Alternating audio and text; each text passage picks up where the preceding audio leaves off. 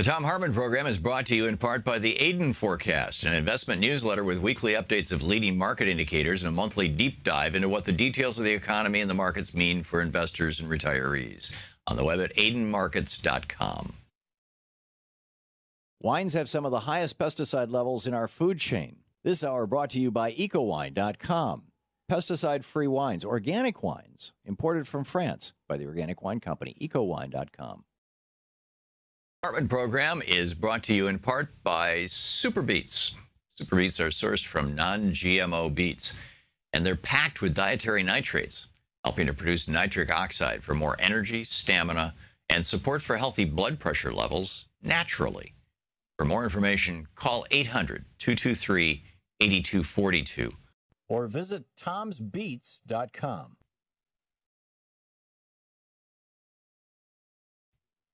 You know who's the free speech TV of activism, as it were? I mean, free speech TV is full of a bunch of activists, and I know that all the great people in Denver who work at free speech TV are very committed to progressive causes and activism, as are we and everybody on our staff, and Louise and me and Sean and Nate and Arthur and Dave and everybody else, Nigel and Sue.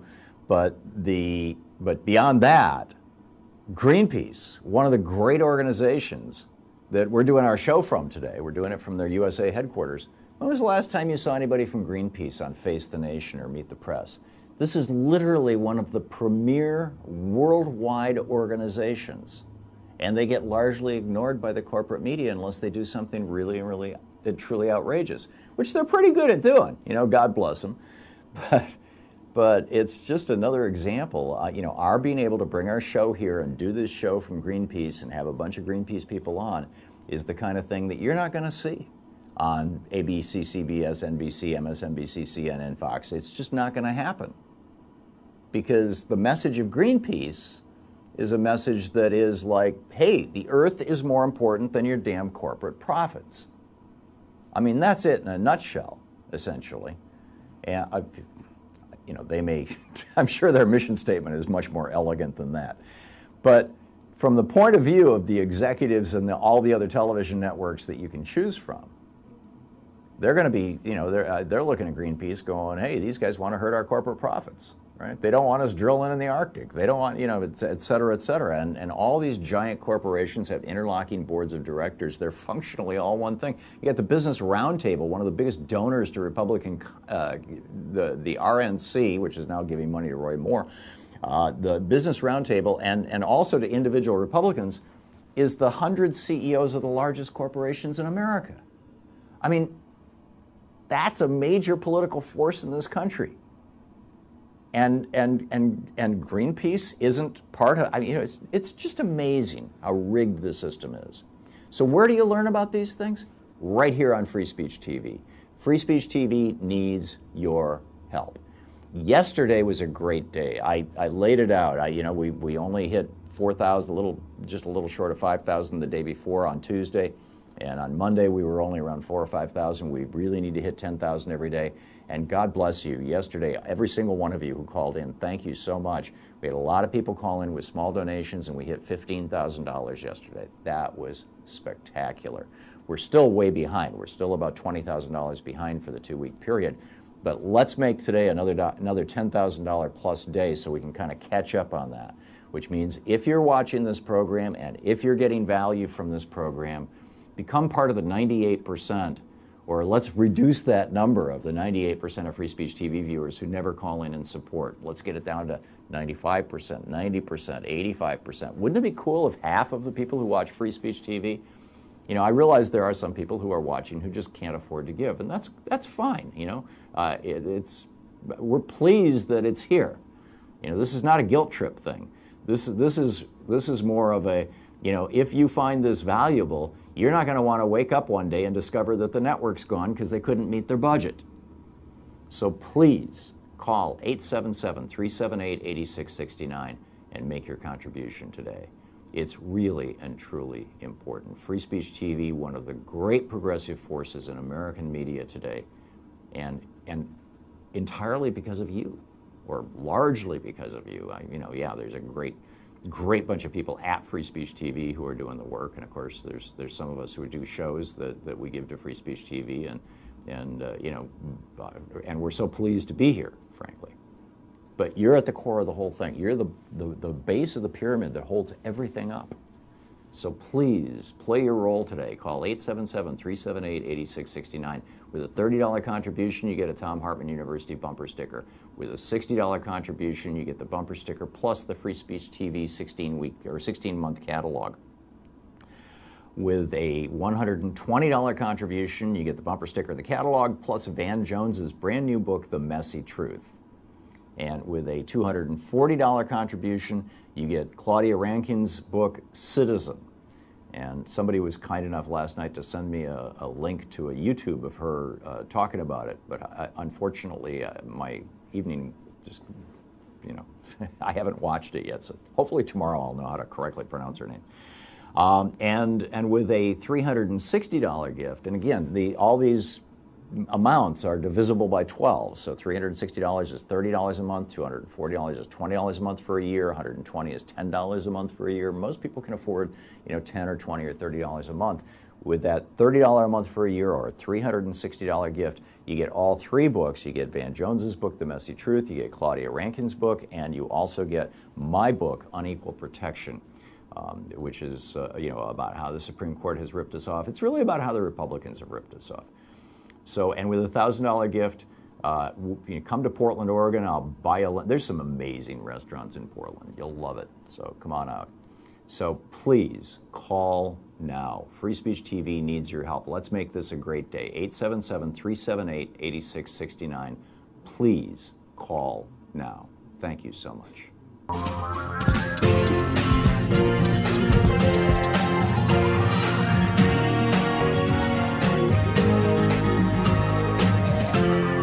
This is the Thom Hartmann Program. Greetings, my friends, patriots, lovers of democracy, truth, and justice, believers in peace, freedom, and the American way. It is on. It is.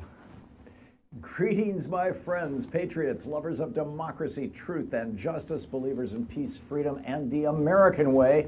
Thom Hartmann here with you. We are modulating the left channel there, right? Okay.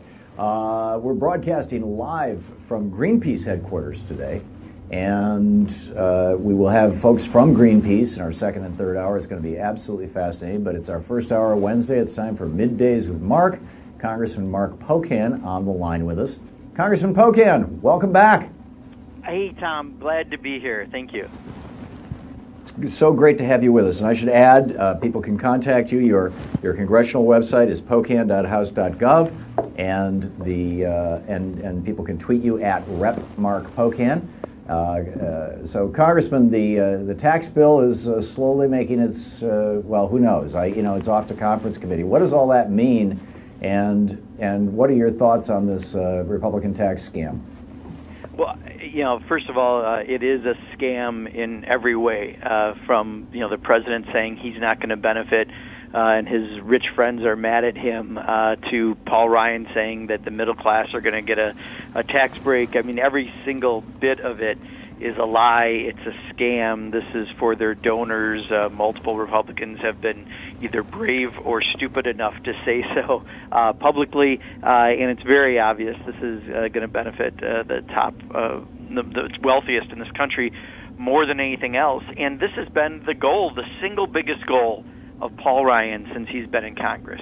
So they're going to do everything they can to make this a reality. We have to be pushing hard on this. There are differences between the House and the Senate bill. They're both terrible, ugly, rotten bills, but slightly different in their terribleness and ugliness.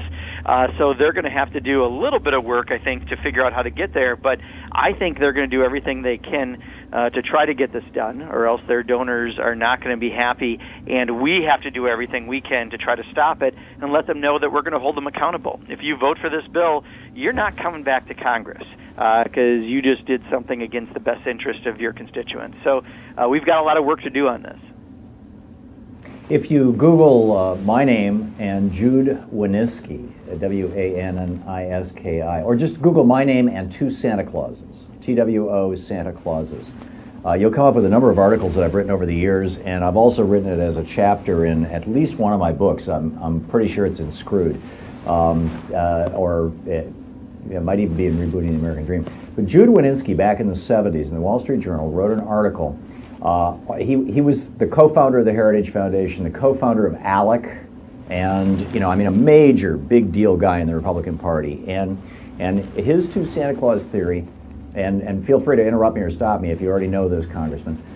His two Santa Claus theory, which he laid out for the Republican Party in 1977 in the Wall Street Journal, was real simple. He said the problem the Republicans have been having since the Great Depression, and the reason why they keep losing elections, unless they run a liberal like Dwight Eisenhower, the problem that they have is that the Democrats have always played Santa Claus, and they give away gifts. They gave away Social Security, Medicare, Medicaid, long-term unemployment insurance, occupational safety and health, child labor laws, et cetera, et cetera, et cetera. And the Republicans are always Grinch, right? The Republicans are always Scrooge. The Republicans are always yelling, no, we can't afford it.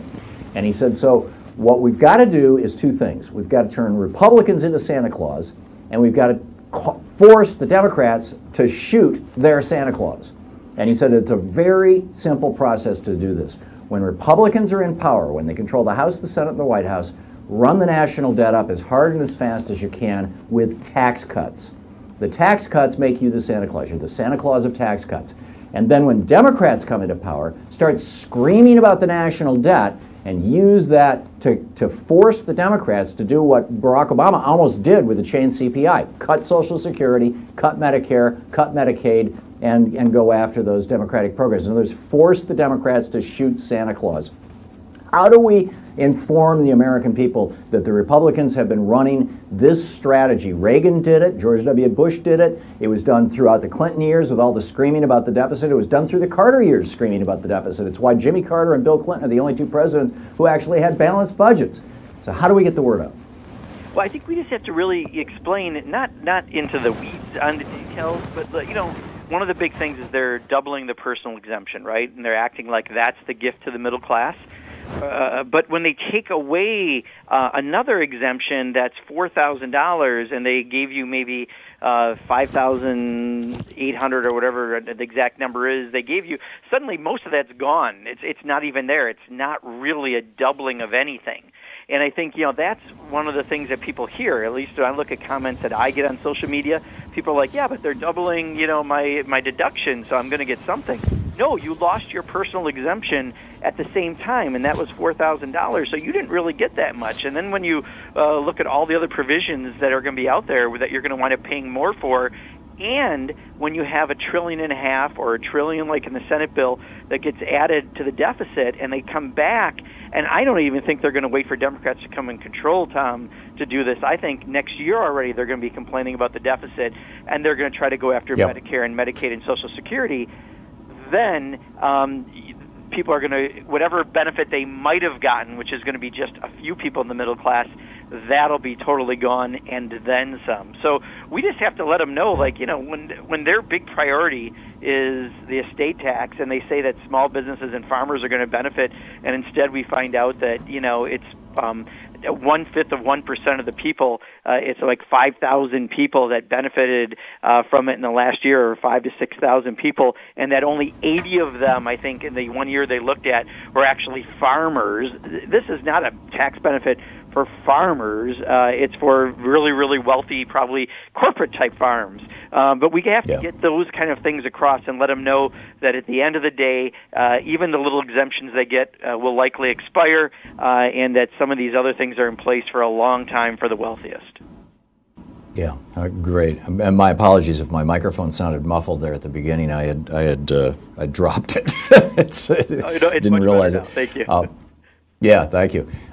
So Congressman, what's up with the legislative calendar? What's up with the possibility that the Republicans are going to pass a budget. I mean, we're looking at the possibility of a government shutdown in the next week or so, that they'll pass a budget that's only a few weeks long, or a continuing resolution or whatever, or what all? I mean, what's going on with this? Should we be getting ready for a government shutdown? Should we be freaking out? No, it's truly pathetic. The fact that they just can't do their jobs. They are in charge of the White House, the Senate, and the House.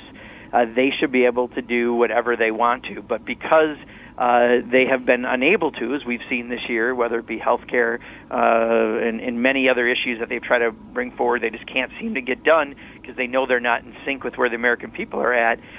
In this particular case, I mean, it's ridiculous. If they can't figure out how to, they've known this deadline has been out there for a long time of December 8th, and now they're going to give themselves 2 more weeks to come up with something, and they're going to vote for it themselves because they're not trying to work with Democrats. And then we hear that even then it's only going to be an extension into January. So we're funding government 2 and 4 weeks at a time instead of an annual budget, which is what our jobs are. It's truly pathetic that they are in charge and they can't get more done. Yeah, remarkable. And we're here at Greenpeace. We're going to be doing the show the second and third hour today. And by the way, let me encourage people to call. Actually, the lines are already filling up. Congressman Pocan will be taking your calls for the hour here in our Middays with Mark session. There's our break. We'll be back with your calls for Congressman Mark Pocan in just a minute. He represents the 2nd District of Wisconsin. His website is pocan.house.gov. You can tweet him at rep, as in representative, R-E-P, Mark, M-A-R-K, Pocan, P-O-C-A-N, Rep Mark Pocan. Send him a tweet and say hi and thanks for being on our program. We'll be right back. This is the Thom Hartmann Program. Live from Greenpeace USA, Congressman Mark Pocan taking your calls right after this.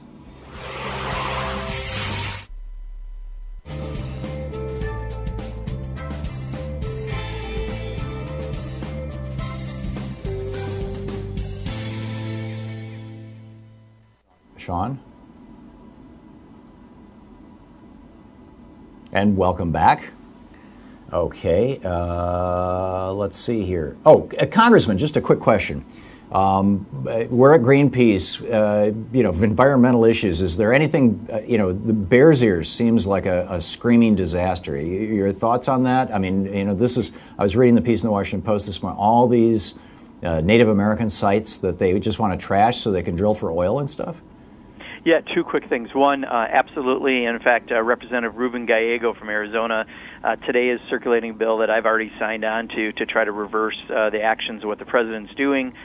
So we're going to try to rally support around that. And then second, I think it's also important to mention in that Senate tax bill is opening up drilling for oil in Alaska. In order to buy the votes they needed, they did all sorts of things. And that's another provision we have to watch and fight as that tax bill moves forward. So 2 major environmental issues just going to be dealt with in the next couple weeks. Yeah, that's remarkable. So let's pick up some phone calls here. Steve, watching Free Speech TV on the Dish Network in Santa Barbara, California. Steve, you're on the air with Congressman Pocan. Hi. Congressman Pocan. Yeah, hi, Steve. Hi.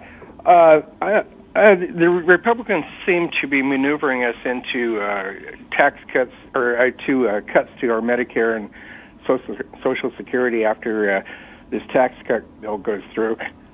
I don't accept the premise that those are the only places the tax cuts can come from. If we get majorities in 2018, why can't we finally turn the tables on the Republicans and start taking tax cuts or taking cuts from military budget instead of Medicare and Social Security? If we're in charge, can't we direct where those cuts are going to come from? Well, Steve, your whole point is valid if we can take the majorities, right? But right now, it was very clear. We heard it from Marco Rubio on the floor. We heard it from other members that they're going to look at Medicare and Medicaid, Social Security, because that's where big pools of money are, and that's the things that they want to take away anyway. They've been trying to do that, whether it be privatizing or voucherizing for quite a while. Now, you're right. If we take the House and we can take the Senate, while they still have a Republican president, we have some real leverage. Even if we take back just the House of Representatives, it gives us at least a goalie in place, but we're still not in the best bargaining place to try to get some cuts in other areas. But your point is very well heard, Steve. If we flip the House and the Senate, it will be completely different in those priorities of how you'd make up for that deficit. In fact, I would argue roll back some of the tax breaks that we just gave to the wealthiest. That would be the easiest way for Democrats to be looking at some of this. But the problem is right now, as long as they're in charge, these are the places they're going to go. This has been part of their agenda for quite a while. Yeah. Congressman, we just have a few seconds before the break. Do you think the Republicans are actually going to pull this off? Is this thing going to come out of conference committee okay? I'll tell you, watching even people who I think at times are reasonable Republicans voting for this is just in the DNA of a Republican, I think, unfortunately. And even though there's all these terrible pork-like tax cuts put in there and cuts to health care and other things that people supposedly care about, drilling in Alaska bought a vote, right? Certain these things bought votes. And Paul Ryan, this is a priority. So I'm nervous. We've got to fight this. Yeah, and the billionaires want their tax cuts. I mean, they invested $1 billion in the last election, and they're looking at $1,500 billion, $1.5 trillion, as a return to them. And damn, that's a good 15,000% return on investment just for buying a politician. It's amazing. We'll be right back.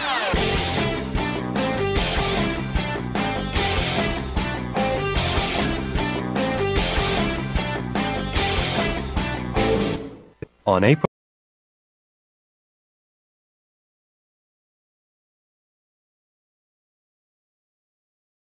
Hi, I'm Heather with Free Speech TV. Your support, whether through giving of donations, volunteering, or even spreading the word, has made it possible for the only independent progressive news network to sustain for more than 20 years. Now, you can give to Free Speech TV through the Branch of Gratitude. This program is a sustainable way to give that reduces waste through paper mailing, postage, and staff hours. By choosing to participate in the Branch of Gratitude, you are joining hands with the socially conscious community and sending a message to the world that Free Speech TV is not only here to stay, it is here to thrive. Please call 877-378-8669 or go online to freespeech.org. Make a difference and join the Branch of Gratitude today.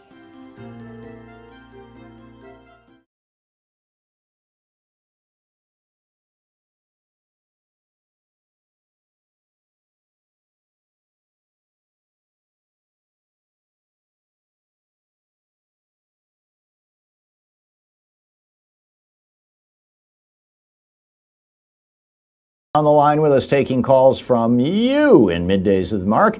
Tony in Huntsville, Alabama. You are on the air with Congressman Pocan. Congressman, how are you? Very good, Tony. Thank you. You? I'm doing very well. Thanks for taking my call, Tom. Sure. Roy Moore, Steve Bannon was here in Alabama last night, and they were bashing Mitt Romney and Jeff Flake for supporting Doug Jones. My question to you, Congressman, is if the Republicans can back a man who's been charged with raping a child, at least statutory rape in the state of Alabama, why will not the Democrats support felons here or anywhere else, ex-felons who've done their time, who's no longer on parole or probation, to give us the right to vote? Why is it that the Republicans can just do whatever they want with anybody and nothing happens, but the Democrats seem to be afraid of going after that voting right of people that have served their time? And I just wish somebody would take that stand, because we are a big population and most of us vote Democratic. And I'll go off and I'll listen to your answer, but I think they're really missing a big opportunity. Thank you, Tom. Thank you, Congressman. Sure. Yeah, thank you, Tony. So let me just say first, that Steve Bannon speech, you really could barely hold my meal I had listening to it. The way he described Mitt Romney as a draft dodger and his family's a draft dodger, and then thinking that Steve Bannon is the person behind Donald Trump who didn't serve in the military and his kids who didn't serve in the military. I mean, the hypocrisy is so amazing, and the fact that people still somehow buy this rhetoric that's put out there, it just defies any logic. So that was an amazing speech last night, absolutely. You know, Tony, I think a lot of Democrats have made a priority of voting rights, not just the attacks that we see from Republicans on things like photo ID and ending early voting and, you know, all of those sort of attacks. But, you know, honestly, if someone has served their time and they are off paper, in many states you can vote, in many you cannot. And that's something that's very inconsistent, that you would lose your entire prospect for life to participate in democracy simply because you did something, but you served your debt to society. You're off of a paper for all practical purposes. Many of us believe you should be able to vote again, and it is part of a number of provisions that have been put out there by some Democrats who've talked about this issue. So, Tony, it's not off people's radar screen. It's just always harder because the rhetoric is easy when you talk about criminals, although you're right. These days with the Republicans, when they talk about criminals, it's talking about recruiting them to run for office, not anything else, because, as you know with Roy Moore, it's been an interesting turn of events for Republicans and the hypocrisy of what standards they now have. Well, and this is also strategic, Congressman. I believe in Florida, and I might be wrong on this because it's from memory and it's a while back, but I'm pretty sure that 1/7 of all male potential voters in the state of Florida are ex-felons and therefore cannot vote. 1/7 of all men, and it might even be 1/7 of all voters. I mean, I got that 1/7 stuck in my head. It's a huge, huge number, and the vast majority of them are people of color. And if they could all vote tomorrow morning, and if they all registered and voted tomorrow morning, Florida would become a blue state, and that's probably true of some of the other states in the Deep South. Absolutely, and also, you know, even when you do things like photo ID, which we did in Wisconsin later than most places, but we saw the direct effect of that was people of lower incomes who may not have cars. It was seniors who may not be driving. It was college students. Again, all demographics that have had a tendency to vote more Democratic, and that's who they go after. And that's my other big bugaboo on the you know, is that they don't let you vote if your driver's license has expired, which means anybody over mid-70s won't be able to vote anymore in the future. Oh yeah, my 88-year-old Anyhow, we just went through this whole theory. You definitely don't want her on the road driving right now, but at the same time, she had to deal with getting a special ID so she could still vote. Yeah, there you go. Margie, we have just a little less than a minute, Margie. You got a real quick question for Congressman Pocan? Two fast questions regarding the tax bill. What is the implementation year, tax year 18 or tax year 19? Number two, my understanding in this bill is that people who are self-employed will no longer be able to deduct their business expenses on their taxes if they are not incorporated. Is that true? So, Margie, first of all, we have two different provisions of a bill. They're going to have to go through a conference committee. I believe the intent is to do it for tax year 18, and I also believe that there are some provisions, the way they did the pass-through income changes, that they now have loopholes again, and they're going to be encouraging people to form differently in order to take advantage of those bigger loopholes. So I think you're going to see definitely for self-employed people, I think some big changes if their bill passes the way it did in the Senate anyway. Yeah, remarkable. Congressman Mark Pocan taking your calls for the hour. It's Middays with Mark, our regular Wednesday program here. Congressman Pocan will be taking your calls as we come back from the break, and then for the rest of the show, we're at Greenpeace. You're listening to the Thom Hartmann Program. Call 202-808-9925. Thom Hartmann here with you live on the road in Washington, D.C., back with your calls for Congressman Pocan right after this.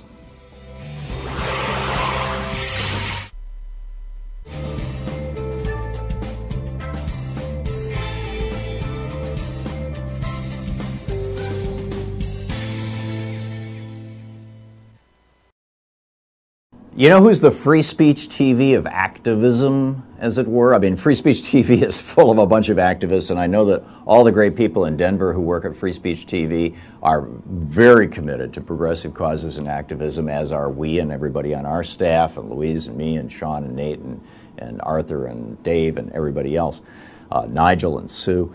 But beyond that, Greenpeace, one of the great organizations that we're doing our show from today, we're doing it from their USA headquarters, When was the last time you saw anybody from Greenpeace on Face the Nation or Meet the Press? This is literally one of the premier worldwide organizations, and they get largely ignored by the corporate media unless they do something really truly outrageous, which they're pretty good at doing. You know, God bless them. But it's just another example. You know, our being able to bring our show here and do this show from Greenpeace and have a bunch of Greenpeace people on is the kind of thing that you're not going to see on ABC, CBS, NBC, MSNBC, CNN, Fox. It's just not going to happen, because the message of Greenpeace is a message that is like, hey, the earth is more important than your damn corporate profits. I mean, that's it in a nutshell, essentially. And you know, they may, I'm sure their mission statement is much more elegant than that. But from the point of view of the executives and all the other television networks that you can choose from, they're going to be, you know, they're looking at Greenpeace going, hey, these guys want to hurt our corporate profits, right? They don't want us drilling in the Arctic. They don't want, you know, et cetera, et cetera. And all these giant corporations have interlocking boards of directors. They're functionally all one thing. You got the Business Roundtable, one of the biggest donors to Republican, the RNC, which is now giving money to Roy Moore. The Business Roundtable and also to individual Republicans is the 100 CEOs of the largest corporations in America. I mean, that's a major political force in this country. And Greenpeace isn't part of, I mean, you know, it's just amazing how rigged the system is. So where do you learn about these things? Right here on Free Speech TV. Free Speech TV needs your help. Yesterday was a great day. I laid it out. You know, we only hit 4,000, just a little short of 5,000 the day before on Tuesday. And on Monday, we were only around 4,000 or 5,000. We really need to hit 10,000 every day. And God bless you. Yesterday, every single one of you who called in, thank you so much. We had a lot of people call in with small donations, and we hit $15,000 yesterday. That was spectacular. We're still way behind. We're still about $20,000 behind for the 2-week period. But let's make today another $10,000 plus day so we can kind of catch up on that, which means if you're watching this program and if you're getting value from this program, become part of the 98%, or let's reduce that number of the 98% of Free Speech TV viewers who never call in and support. Let's get it down to 95%, 90%, 85%. Wouldn't it be cool if half of the people who watch Free Speech TV, you know, I realize there are some people who are watching who just can't afford to give, and that's fine, you know. We're pleased that it's here. You know, this is not a guilt trip thing. This is more of a, you know, if you find this valuable, you're not going to want to wake up one day and discover that the network's gone because they couldn't meet their budget. So please call 877-378-8669 and make your contribution today.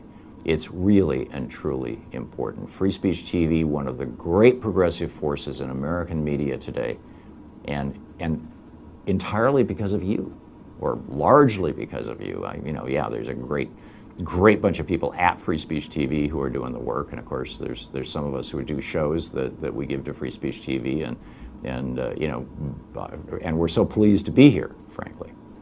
But you're at the core of the whole thing. You're the base of the pyramid that holds everything up. So please play your role today. Call 877-378-8669. With a $30 contribution, you get a Thom Hartmann University bumper sticker. With a $60 contribution, you get the bumper sticker plus the Free Speech TV 16-week or 16-month catalog. With a $120 contribution, you get the bumper sticker, the catalog, plus Van Jones's brand new book, The Messy Truth. And with a $240 contribution, you get Claudia Rankine's book, Citizen. And somebody was kind enough last night to send me a link to a YouTube of her talking about it. But unfortunately, my evening just, you know, I haven't watched it yet. So hopefully tomorrow I'll know how to correctly pronounce her name. And with a $360 gift, and again, all these amounts are divisible by 12. So $360 is $30 a month, $240 is $20 a month for a year, $120 is $10 a month for a year. Most people can afford, you know, $10 or $20 or $30 a month. With that $30 a month for a year or a $360 gift, you get all 3 books. You get Van Jones's book, The Messy Truth, you get Claudia Rankine's book, and you also get my book, Unequal Protection, which is, you know, about how the Supreme Court has ripped us off. It's really about how the Republicans have ripped us off. So, and with a $1,000 gift, come to Portland, Oregon. I'll buy you. There's some amazing restaurants in Portland. You'll love it. So come on out. So please call now. Free Speech TV needs your help. Let's make this a great day. 877-378-8669. Please call now. Thank you so much.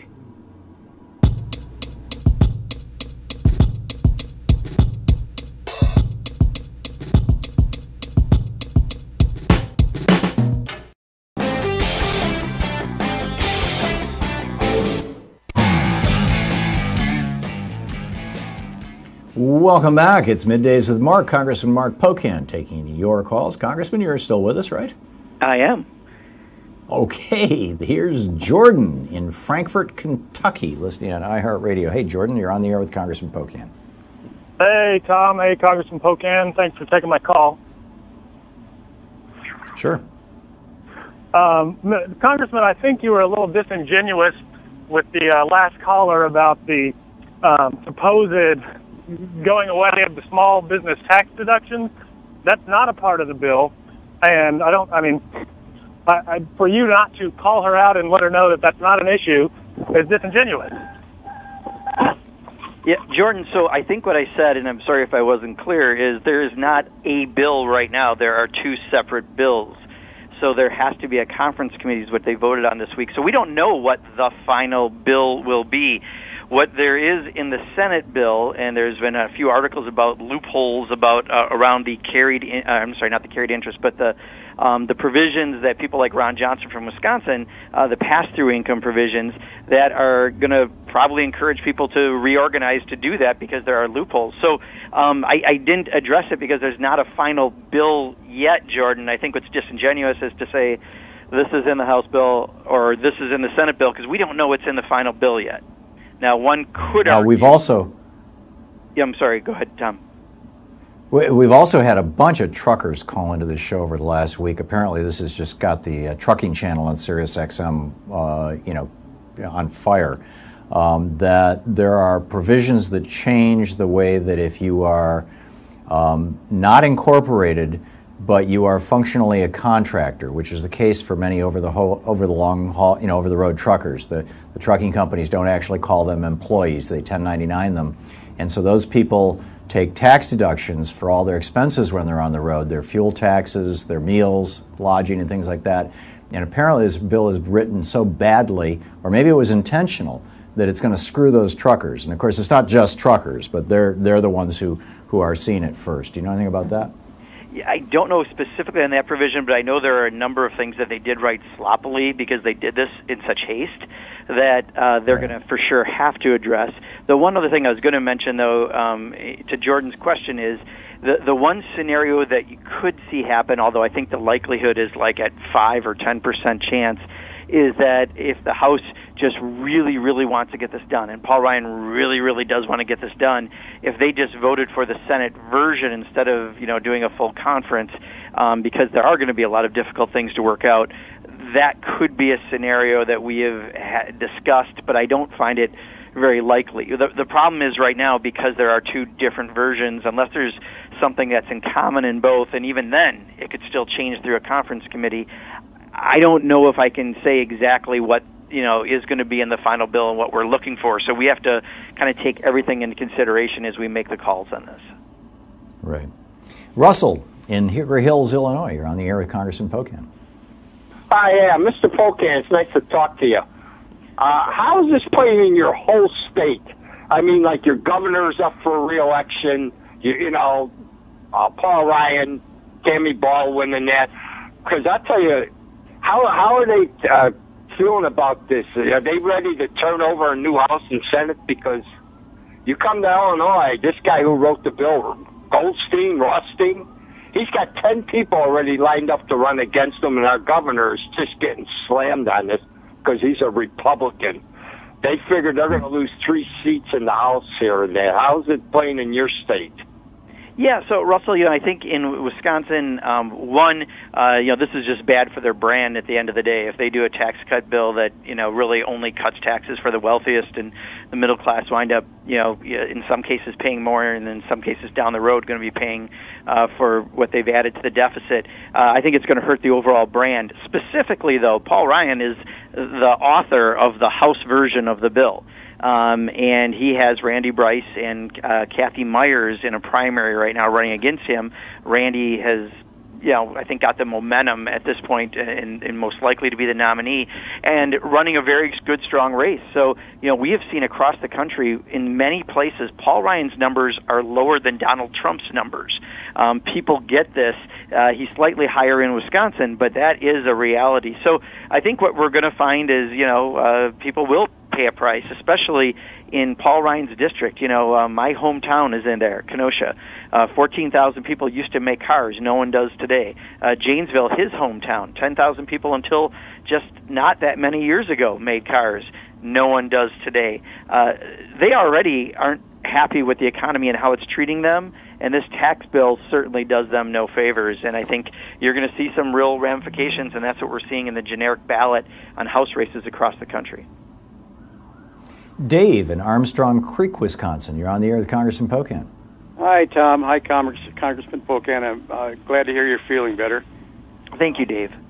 Yeah, my question is, when you guys put together a budget proposal, do you pre-plan funding for disaster relief? Like, inevitably we're going to have more hurricanes and wildfires and stuff like that, and who knows, we're due for an earthquake. I mean, do you guys have the money set aside for that, or how does that work?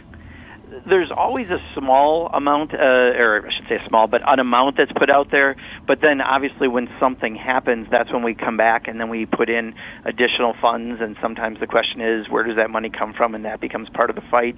But, obviously we can't predict, for example, this year the hurricanes went way beyond any funds that were previously available.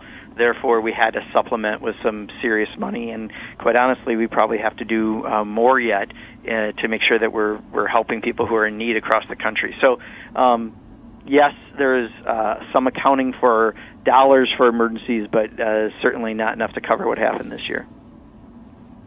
Jeff in Fort Dodge, Iowa. You're on the air with Congressman Pocan. Thank you. Happy holidays to both. I'm concerned that every time we do tax bills or anything, it always hurts our seniors and our elderly so badly. And the mainstream media will not talk about this at all. How do we get the word out to our seniors and our elderly about what this is going to do to them? And I think it's the strongest voting bloc that we have is our seniors and our elderly, and they just don't know about what's to happen to them. If you guys could explain that for these seniors, and how do we get that word out? Yeah, and if I could add a question to that, Congressman. Sure. If I may, when Louise and I were going through airport security, to fly out here, the guy was checking the expiration date on everybody's driver's license, and once again I was thinking, okay, you can't fly if your driver's license is expired, and you can't vote if your driver's license is expired. How did you lose citizenship just because your driver's license expired? It seems like we need a piece of legislation that doesn't automatically disenfranchise elderly people, and it seems like this is part of the Republicans' grand strategy to get all those older people in Florida who always reliably vote Democratic to no longer be able to vote. Not just Florida, all over the country. Yeah, and I think, and what you're seeing is a bit of a newer development, right, on some of the ID stuff and how it's happened. I think, Jeff, the point I would really stress, because to get lost in the weeds of some of the provisions, because there are many different parts of the provisions, and because we don't have a single bill yet, because there's provisions in the House and there's provisions in the Senate that in many cases are different. The one thing that we can point to is the very spoken comments of people like Lindsey Graham and Marco Rubio and others who have said things like, we're going to have to next go after Social Security and Medicare. I mean, it's very obvious if they balloon the deficit by either $1 trillion or $1.5 trillion, like we're seeing with these bills, they're going to have to come up with it somewhere. And if the very comments of the people who are promoting this legislation is that's where they're going, we have to make sure people understand that, because the vast majority of the public does not support cuts to Medicare or Social Security. It's what we've paid into our entire lives, and that's the benefit you get when you are retired or you need it, in the case of Medicare and Social Security. We need to make sure people understand that's the same comments of the people passing this bill. It's just part two. There's a part one and a part two to this overall plan, and I think we have to really stress those very comments of the policymakers promoting the legislation. Do we have, we're about a minute out from the break here. Do we have any sense of exactly how they're going to do? You know, it's like with Bill Clinton, quote, ending welfare as we know it. They sort of backed him into a corner, you know, with the whole, on the one hand, you know, we've got to clean this up. We got, you know, the old welfare queen shtick. And on the other hand, you know, gee, Bill, you got to pass a balanced budget. It was, you know, stage two of the two Santa Claus theory. And he went along with it. And I don't mean this as a hit on Bill Clinton at all. I mean, this is just how well the Republicans do this kind of stuff, and even set Democrats up to shoot Santa Claus or shoot themselves in the foot. Do we have any sense of, you know, when and how this sales pitch is coming?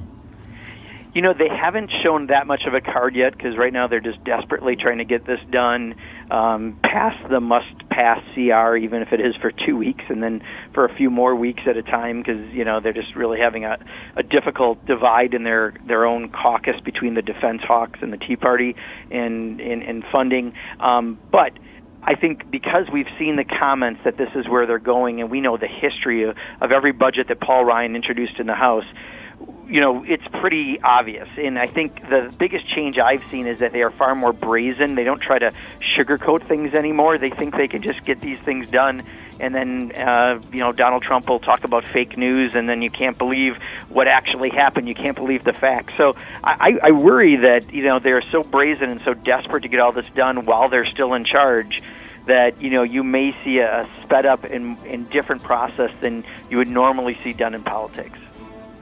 You're listening to Thom Hartmann. Visit thomhartmann.com for audio and video archives.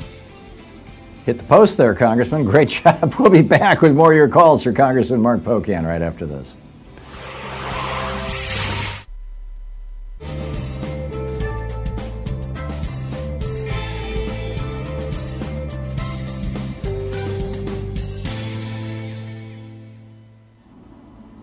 And welcome back. Bob, watching Free Speech TV in Iron River, Michigan on DirecTV. Bob, you are on the air with Congressman Mark Pocan. Hi, gentlemen. How are you feeling, Congressman Pocan? Very good, Bob. I'm mending well. Thank you. I used to be in Paul Ryan's district. When Governor Walker was elected, I left. I'm up in right Michigan now, but the Republicans are all over the place. But anyways, my question to either one of you gentlemen, does anybody know the national leader to the Indivisible group? Know that his telephone number or an email? I don't have it offhand. I mean, Tom, I'm not sure if that's something you have. I can tell you that, you know, the folks that have started at Ezra, and I'm forgetting the woman's name, were kind of the main two people behind it. What we found is every indivisible group across the country is very organic and popped up on its own. So while there are many, many groups now across the country, it's not like they're organized at the national level. In fact, one of the things we found in Wisconsin when I did town halls in Paul Ryan's district, 4 of them this year, because he won't listen to his own constituents, that the group in Kenosha didn't necessarily know the group in Rock County, and we find that in a lot of cases. So we're trying to figure out how to have more of a thread go among the groups. The good news is they are created based on progressive values and upset with what's happening to our country right now with this Republican Congress and Republican president. But Tom, I'm not sure if you have contact information for the nationals, but it's not like information comes from National Indivisible and then every local group picks it up, because it is such an organic grassroots group. Yeah, I don't have that information on the tip of my fingers, and if I did, I'm not sure I should publicize at least the phone number for the individual. But the Indivisible organization, you can find their website, and you can also Google your local groups. So that seems like a good way to do that. Kim in Bakersfield, California, you're on with Congressman Pocan. Hi. Kim? Yes. Can you hear me? Mm-hmm. Yep. Yes. Long time, first time. I have to tell you, Tom, though, that you're my intellectual guru on politics and public policy and science and spirituality. Thank you. Listening to Mark Pocan talk about Republican hypocrisy, it just popped into my head that it feels like we're at a point of just apocryphal hypocrisy. And I really, really, really hope, for the sake of all of us, that we can do something about that. That's kind of a big statement, but that's so. really, Kim, we just have we have a little less than a minute left. Right. A question for Congressman Pocan? Well, no. Other than I hope. Or just have him riff on Republican hypocrisy. Yeah. Okay. Okay, Congressman, your thoughts on hypocrisy of the Republican Party? Yeah, I mean, you're so right. For me, what's scary is this is truly Orwellian, right? Having the president declare there's fake news so that you only get news from him. Having Steve Bannon go after Mitt Romney for a lack of military service and his family, his sons for lack of their military service, and yet he's the person who put Trump in place, and with the Trump family. I mean, just they really have no morals or scruples whatsoever, but they do it in a very Orwellian fashion, almost rewriting history along the way. So, however, I am hopeful because I think people are far smarter in the long run. And while they may always have 30%, last time I looked at 70% with them, and we can.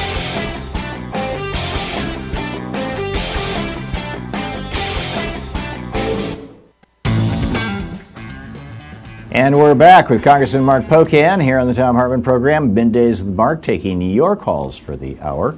And Charlotte in Ramona, California. Charlotte, you're on the air with Congressman Pocan. Hi, gentlemen. I just had a quick question for Mr. Pocan. Can you tell me, I heard last night on the Lawrence O'Donnell show that he says that the Republicans from California, the House Republicans, are rethinking this whole thing with the state and local tax deduction because they're realizing that this is not going to go well for them. Do you have any feeling of that? Yeah, I mean, I think they're trying to publicly say that they're trying to change that provision, but again, it's going to be hard to, because if they do that, they have to come up with more money or balloon the deficit even more, and they've already had each house go through this process. So, it's kind of like, I think they're trying to put on a good show that they're fighting, but the bottom line is they didn't fight for it when their house passed for it, because they don't really care about the vast majority of their constituents. They care about their donors and the wealthiest in their district. So, don't buy that they actually care as they say they're doing this. And I think it's, going to be harder to have them get those changes done than not. That's why they're just trying to show that they're putting up the fight. Yeah, there you go. Congressman Mark Pocan taking your calls. David in Greenfield, California. You're on the air with Congressman Pocan. Hi, Congressman Pocan. Hey, I have a message that hopefully can unite the Democratic Party. It's a simple message, and it should be stated with conviction. I'm Mark Pocan, and I am fighting for the poor and middle class. You can also use it, I'm voting against the Republican tax plan because I am fighting for the poor and middle class. Yeah, and David, I think in general that, is the message of, the vast majority of Democrats, right? I mean, when you look at whether it be the very bills we introduce or support or the votes that we take, it's, I think, for the vast majority of Democrats, it's on support of their constituents, which are those in the middle class and those aspiring to be there. And we're trying to get that message across. Again, the problem is, the brazen lies of the president and people like Paul Ryan and Mitch McConnell when they say that this is a tax plan to help the middle class, and they try to confuse people with numbers and details. The bottom line, just the simplest, even if they double the standard deduction, the minute you take away the personal exemption, you've taken away 4,000 of the roughly 5,800 or so dollars that they supposedly gave you, and then you start taking all the other provisions, and suddenly the advantage for the middle class is gone, and you're paying more. It should be that simple, and I wish the corporate media made it a little more simple. But I do think that the word is getting out through social media and other ways, and that I think people will understand what this bill is about by the time they vote on it. We had a caller yesterday who was just rip-roaring mad because the Republicans are always on TV, they're always putting out their talking points, and no Democratic member of Congress is ever calling a press conference and getting on TV. Can you respond to that, please? Yeah, I'll tell you, this is one of my biggest frustrations being in Congress is that, especially as the co-chair of the Progressive Caucus, where, I think we're one of the most active caucuses in Congress in trying to put progressive policies out there. We have press conferences all the time. We join in on other people's press conferences all the time. We're putting out press releases all the time. And the problem is the corporate media often never picks them up. They spend more time on the Senate than the House, and we don't really have a progressive caucus per se in the Senate, although Bernie is a member of the Progressive Caucus. He is the only senator who is. And they also, cover the majority party and what they say, and they cover the various little fights that are interesting rather than the policy fights that we put out there. But I can tell you the Democrats have had scores and scores of press conferences and media events about the tax policy to try to explain it, and the fact that it doesn't get picked up makes it harder for us to get that information out, which is why we rely on things like your show, Tom, why we rely on social media, why we rely on other ways that aren't the corporate-controlled media to get these messages out. Yeah, amen. Carlos in Cave Spring, Georgia, you're on the air with Congressman Pocan. Hey, how you guys doing? Good, Carlos. Good. I got a couple questions. One is, at what point do you think this our national debt will consume our GDP and explode our economy? And the other one is, at what point, if Democrats take control of the House, will you guys pass some sort of legislation to get the money out of politics, the dark money, the corrupt money that corrupts our politicians and our news media? Like you were just saying, you guys don't get the kind of news time, but Fox News plays them 24/7. On 2 or 3 different channels even. Well, on the first question, briefly, I don't have an exact answer of the timeline. I can tell you that, it is a serious amount in the 20 cents on every dollar that we're paying on interest in things rather than putting towards programs that could be helping people. So, it is an important issue. Is it the overriding issue? Because right now we have to deal with some of these other, just the basic, making sure we're having health care for children, and we're going to be fighting to get food for people who who are poor through the SNAP program. Those fights kind of wind up taking our attention first because we've got to have those protected. But I know it's in the 20 cents on every dollar that goes towards interest, and that is something we've got to address. On the campaign finance, there's a number of bills. We have a task force in the House and that a lot of us are very active in on all sorts of good government measures, but especially around campaign finance. I always supported, as a state legislator here in Wisconsin, I introduced a bill that was 100% public financing of campaigns. If you really want to take away the corrosive influence of money in campaigns, you have to take that away and make it so that there's no incentive for private sector folks to give money because you have a level playing field. Everyone can run with a certain amount of money. Is that going to get done very easily at the federal level? Unfortunately, no. I think it's hard to get people who've won on a system to suddenly want to change the system. But I do think that I am seeing more bills introduced by the Democrats and in a serious way that address campaign finance and ethics and other issues like redistricting, that I hope that we would take advantage of that and do it right away, because if you don't, you'll never change it, and it's not a system that's ever going to work for us. Amen. Congressman, thanks so much for being with us today. Absolutely, Tom. Thank you so much. You're listening to Thom Hartmann.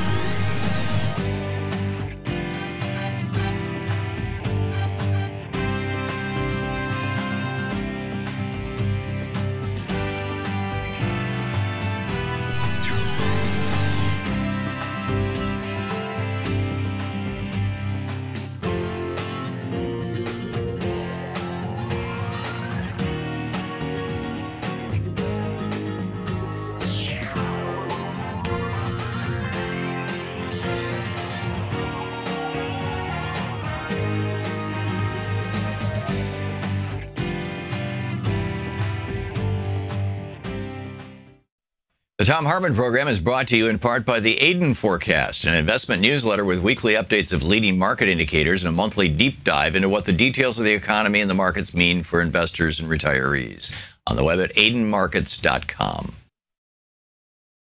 Wines have some of the highest pesticide levels in our food chain. This hour brought to you by ecowine.com. Pesticide-free wines, organic wines, imported from France by the Organic Wine Company, ecowine.com. Hartmann Program is brought to you in part by Super Beets. Super Beets are sourced from non-GMO beets, and they're packed with dietary nitrates, helping to produce nitric oxide for more energy, stamina, and support for healthy blood pressure levels naturally. For more information, call 800-223-8242 or visit tomsbeets.com.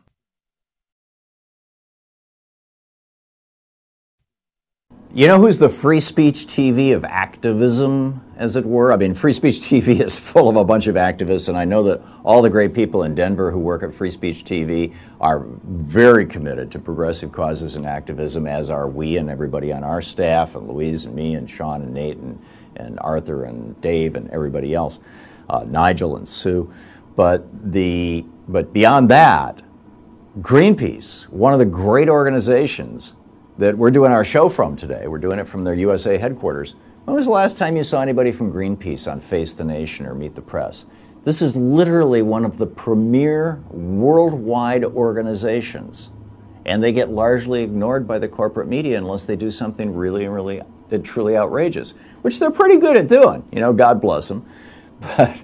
But it's just another example. You know, our being able to bring our show here and do this show from Greenpeace and have a bunch of Greenpeace people on is the kind of thing that you're not going to see on ABC, CBS, NBC, MSNBC, CNN, Fox. It's just not going to happen. Because the message of Greenpeace is a message that is like, hey, the earth is more important than your damn corporate profits. I mean, that's it in a nutshell, essentially. And you know, they may, I'm sure their mission statement is much more elegant than that. But from the point of view of the executives and all the other television networks that you can choose from, they're going to be, you know, they're looking at Greenpeace going, hey, these guys want to hurt our corporate profits, right? They don't want us drilling in the Arctic. They don't want, you know, et cetera, et cetera. And all these giant corporations have interlocking boards of directors. They're functionally all one thing. You got the Business Roundtable, one of the biggest donors to Republican, the RNC, which is now giving money to Roy Moore. The Business Roundtable and also to individual Republicans is the 100 CEOs of the largest corporations in America. I mean, that's a major political force in this country. And Greenpeace isn't part of, I mean, you know, it's just amazing how rigged the system is. So where do you learn about these things? Right here on Free Speech TV. Free Speech TV needs your help. Yesterday was a great day. I laid it out. You know, we only hit 4,000, just a little short of 5,000 the day before on Tuesday. And on Monday, we were only around 4,000 or 5,000. We really need to hit 10,000 every day. And God bless you. Yesterday, every single one of you who called in, thank you so much. We had a lot of people call in with small donations, and we hit $15,000 yesterday. That was spectacular. We're still way behind. We're still about $20,000 behind for the 2-week period. But let's make today another $10,000 plus day so we can kind of catch up on that, which means if you're watching this program and if you're getting value from this program, become part of the 98%, or let's reduce that number of the 98% of Free Speech TV viewers who never call in and support. Let's get it down to 95%, 90%, 85%. Wouldn't it be cool if half of the people who watch Free Speech TV, you know, I realize there are some people who are watching who just can't afford to give, and that's fine, you know. We're pleased that it's here. You know, this is not a guilt trip thing. This is more of a, you know, if you find this valuable, you're not going to want to wake up one day and discover that the network's gone because they couldn't meet their budget. So please call 877-378-8669 and make your contribution today. It's really and truly important. Free Speech TV, one of the great progressive forces in American media today, and entirely because of you, or largely because of you. You know, yeah, there's a great great bunch of people at Free Speech TV who are doing the work, and of course there's some of us who do shows that we give to Free Speech TV, and you know, and we're so pleased to be here, frankly. But you're at the core of the whole thing. You're the base of the pyramid that holds everything up. So please play your role today. Call 877-378-8669. With a $30 contribution, you get a Thom Hartmann University bumper sticker. With a $60 contribution, you get the bumper sticker plus the Free Speech TV 16-week or 16-month catalog. With a $120 contribution, you get the bumper sticker, the catalog, plus Van Jones's brand new book, The Messy Truth. And with a $240 contribution, you get Claudia Rankine's book, Citizen. And somebody was kind enough last night to send me a link to a YouTube of her talking about it. But unfortunately, my evening just, you know, I haven't watched it yet. So hopefully tomorrow I'll know how to correctly pronounce her name. And with a $360 gift, and again, all these amounts are divisible by 12. So $360 is $30 a month, $240 is $20 a month for a year, $120 is $10 a month for a year. Most people can afford, you know, $10 or $20 or $30 a month. With that $30 a month for a year or a $360 gift, you get all three books. You get Van Jones's book, The Messy Truth, you get Claudia Rankine's book, and you also get my book, Unequal Protection, which is you know, about how the Supreme Court has ripped us off. It's really about how the Republicans have ripped us off. So, and with a $1,000 gift, you come to Portland, Oregon, I'll buy you there's some amazing restaurants in Portland. You'll love it. So come on out. So please call now. Free Speech TV needs your help. Let's make this a great day. 877-378-8669. Please call now. Thank you so much.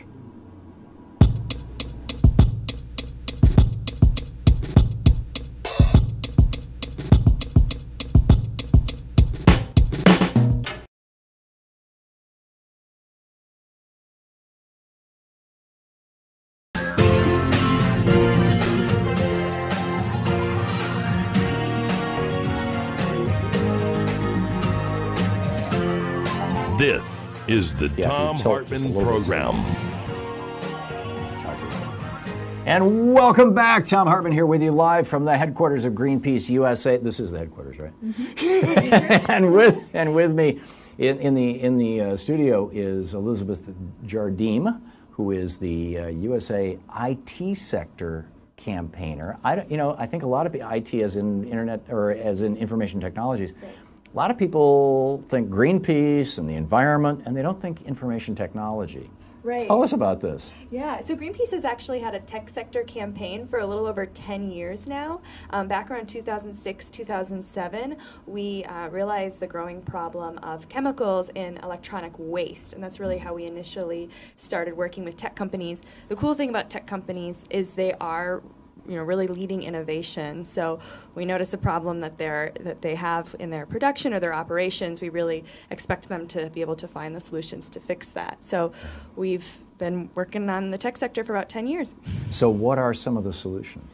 Right. So right now we're really focused on the consumption of resources and dirty energy. Like right now, all of us use our gadgets daily, all the time, and have many gadgets. So the production of these gadgets drives a lot of consumption of natural resources and dirty energy. And we're asking the tech sector to shift to designing gadgets that last longer, that are designed with recycled and recyclable materials, and also to use renewable energy to manufacture these. What kind of response are you getting? Well, we are getting some response in that some companies are starting to make progress. So in October, we released the Guide to Greener Electronics that ranks 17 companies on the different areas we're concerned about, looking at energy use, resource consumption. And they weren't all Fs. That's we were happy to see. There's definitely still a lot of progress that needs to be made. But we feel like tech companies want to sort of race to improve. Like we saw this with the tech companies that operate data centers. After several years, we started to see companies like Apple, Facebook and Google committing to power their data centers with 100% renewable energy, and they're steadily making progress on that. So now we're shifting beyond data centers to the supply chain, and there's still a lot of work to be done there. That's where a lot of the emissions lie. Apple has been the only company to make a commitment to power its supply chain with 100% renewable energy. But now that they've made that commitment, they're starting to enact it and showing the sector that it's possible. Wow. That's great. Now it seems like, you know, particularly in the last couple of years, now that I think the power of solar dropped like just 7% last year. I mean, it's becoming exponential. Or if you know the exact number, please, you know, correct me. But my understanding is that as of right now, in most parts of the world, and certainly in most parts of the United States, renewable energy is actually less expensive than fossil fuel-based energy. And in some ways more reliable, although that's, you know, depends on how it's done. So that's just kind of a no-brainer, right? For the big tech companies, you know, hey, you're running a data center and you're using, you know, 50 megawatts, you know, build the windmills out or whatever. But when you're manufacturing a chip, and you need some beryllium and you need some molybdenum, and where do you get these things? You get them from, in some cases, conflict places in Africa. The rare earth mine in the United States was shut down because the Chinese were dumping those products on the marketplace. And these are not only rare earths, and they're valuable and hard to get, and therefore important to recycle, but they also, in many cases, are extremely toxic. Chromium. So, I mean, that's kind of a complex issue. I can see where the whole industry would start saying, wait a minute, now you're talking about hurting us financially, whereas green power nowadays is going to help us financially. We'll be very happy with that. So what kind of response, you know, what's going on there? Yeah, it's complicated. The supply chains are definitely complex. Each device can use upwards of 60 different elements from the periodic table, and often in very small amounts. So right now, one of the big challenges is, like, how do you recover such small amounts from so many devices? Unfortunately, our devices, most of them are, like smartphones, are used for around 2 years, and then they're replaced, and those phones, those products, and all of the components they're made up of just end up in the trash, and they're not used, and we're having to mine new inputs. So it is a big problem, but we're hoping that it will become economic to recover those materials as well. Some of, like, the inputs, like gold, it has immediate value to recover that and reuse it. As other materials become more scarce, then too, the sector needs to figure out how to recover them. So there are challenges to recovery and recycling, but not so much so that I don't think this sector can figure out how to do it. Is recycling yet to the point where it's cheaper to extract rare earth minerals out of recycling than it is to buy them from some cheap mine in Central Africa or in China? Yeah, that's it right now, from my understanding, no, which is why this problem persists. And each of these elements has its own supply chain. So, like, they're coming from different places. Like, a lot of rare earth are coming from different mines in Russia and China. And then the conflict minerals are coming more from Central Africa. So a lot of work needs to be done among all companies to figure out where these materials are coming from, what the problems are, although we know many of the problems already, but then how to have more transparency and long-term relationships with their suppliers to fix some of these problems. What can consumers do? Well, the number one thing we're asking consumers to do right now is to be really conscious about the products that they're purchasing and using, and try to make sure that they first choose a device that is long-lasting, and then use it for as long as it lasts. When it starts malfunctioning, rather than just, okay, ordering a new one, try to repair it. There are repair shops out there, or there's tutorials online you can often find. So just try to extend the life of your devices as long as you can. And then when they really don't work anymore, find a place to recycle them. Well, and that's the challenge. At home, I've got 4 or 5 old iPhones sitting around. I've got a couple of old computers. I got old hard drives that are, you know, I can't even get cables for anymore. I've been reluctant to dump this stuff because all of it has my data, my passwords and things on it, and I don't know, even though a couple of the iPhones are so dead I can't revive them, I still don't know if there's something still stuck in a flash memory or an EEPROM.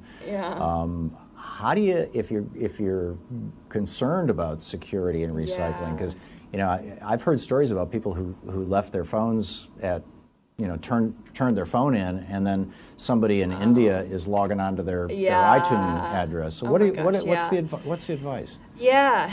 So part of we're sending. So there's unfortunately when you recycle phones, sometimes they do sort of end up in non-responsible recycling settings where they go into the gray market or the black market. Yeah, and workers are exposed sometimes to like pulling apart the different metals, like and burning them, and it can create toxic fumes. So you do want to send it to a responsible recycler. In the States, we have something called e-stewards, e-stewards, and part of e-stewards commitment is to also clear your data off the device. So they do that.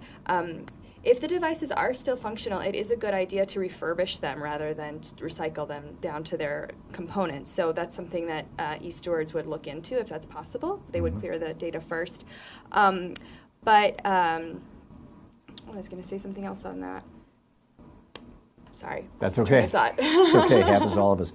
We have a minute till we're going to hit a break. What can people who are listening or watching right now do to support Greenpeace's IT campaign? Sure. So right now we have a petition. If you go to greenpeace.org/USA/do-bigger-things, we have a global campaign pushing Samsung, the largest manufacturer of smartphones in the world, to switch to renewable energy. Right now the company uses only 1% renewable energy, and it's manufacturing millions of phones each year. So they have a long way to go. So if you go to that website, greenpeace.org/USA/do-bigger-things, you can sign our petition and send a direct message to the CEO of Samsung right now. That's great. And Greenpeace.org/USA is the main website for Greenpeace USA. Right? Yes. In fact, I just brought it up on my computer. It's an amazing site. There's all kinds of cool stuff on here. Elizabeth Jardim, thanks so much for dropping by, and great talking with you. Yeah, you too. Thank you. We'll be right back after this. Stick around.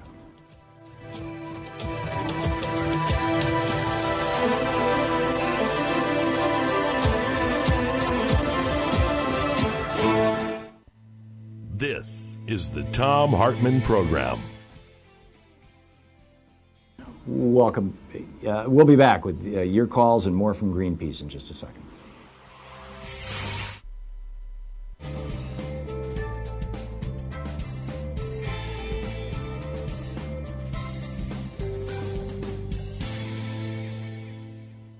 Bring it back in. And welcome back.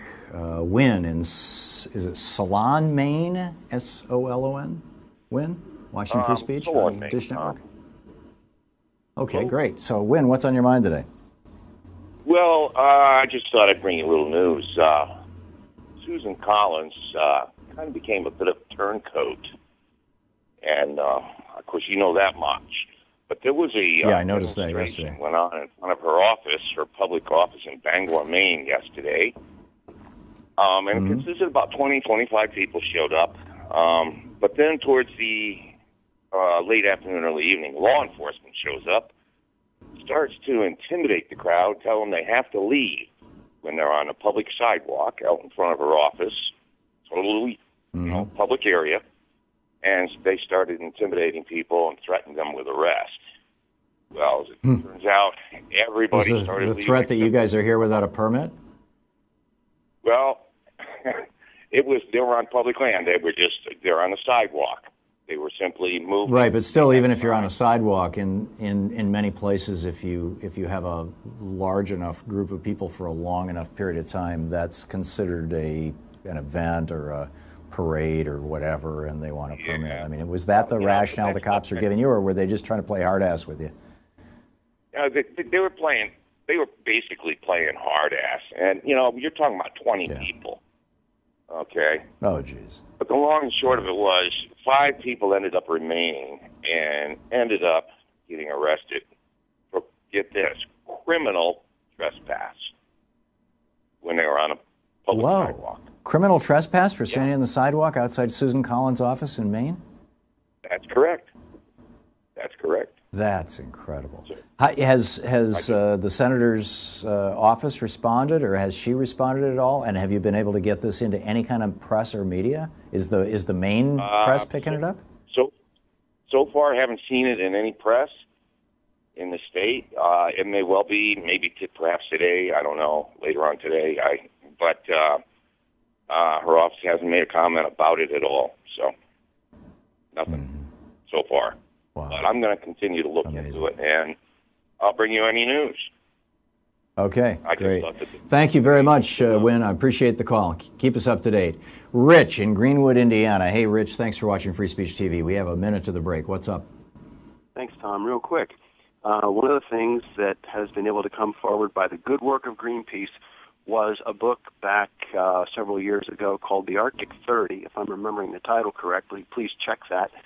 And what came forward from that book was the motto of the Russian prisoner. There is a culture in Russia that has been very shaped by the penal process of the Russian state, and it's generations old. Never trust, never fear, never beg. Ne ver, ne boisa, ne prosi.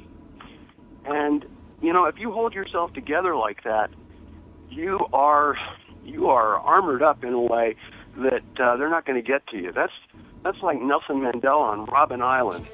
And yeah. You know, if you're recognizing that somebody over you with absolute control cannot be trusted, if you recognize that fear destroys you with its own fire, and if you recognize that if you ask for something, if you're begging, you've just told authority what they can get away with.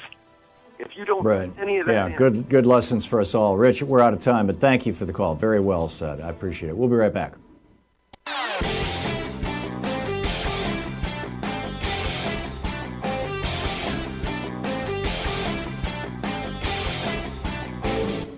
On April 15th. Hi, I'm Heather with Free Speech TV. Your support, whether through giving of donations, volunteering, or even spreading the word, has made it possible for the only independent progressive news network to sustain for more than 20 years. Now, you can give to Free Speech TV through the Branch of Gratitude. This program is a sustainable way to give that reduces waste through paper mailing, postage, and staff hours. By choosing to participate in the Branch of Gratitude, you are joining hands with the socially conscious community and sending a message to the world that Free Speech TV is not only here to stay, it is here to thrive. Please call 877-378-8669 or go online to freespeech.org. Make a difference and join the Branch of Gratitude today.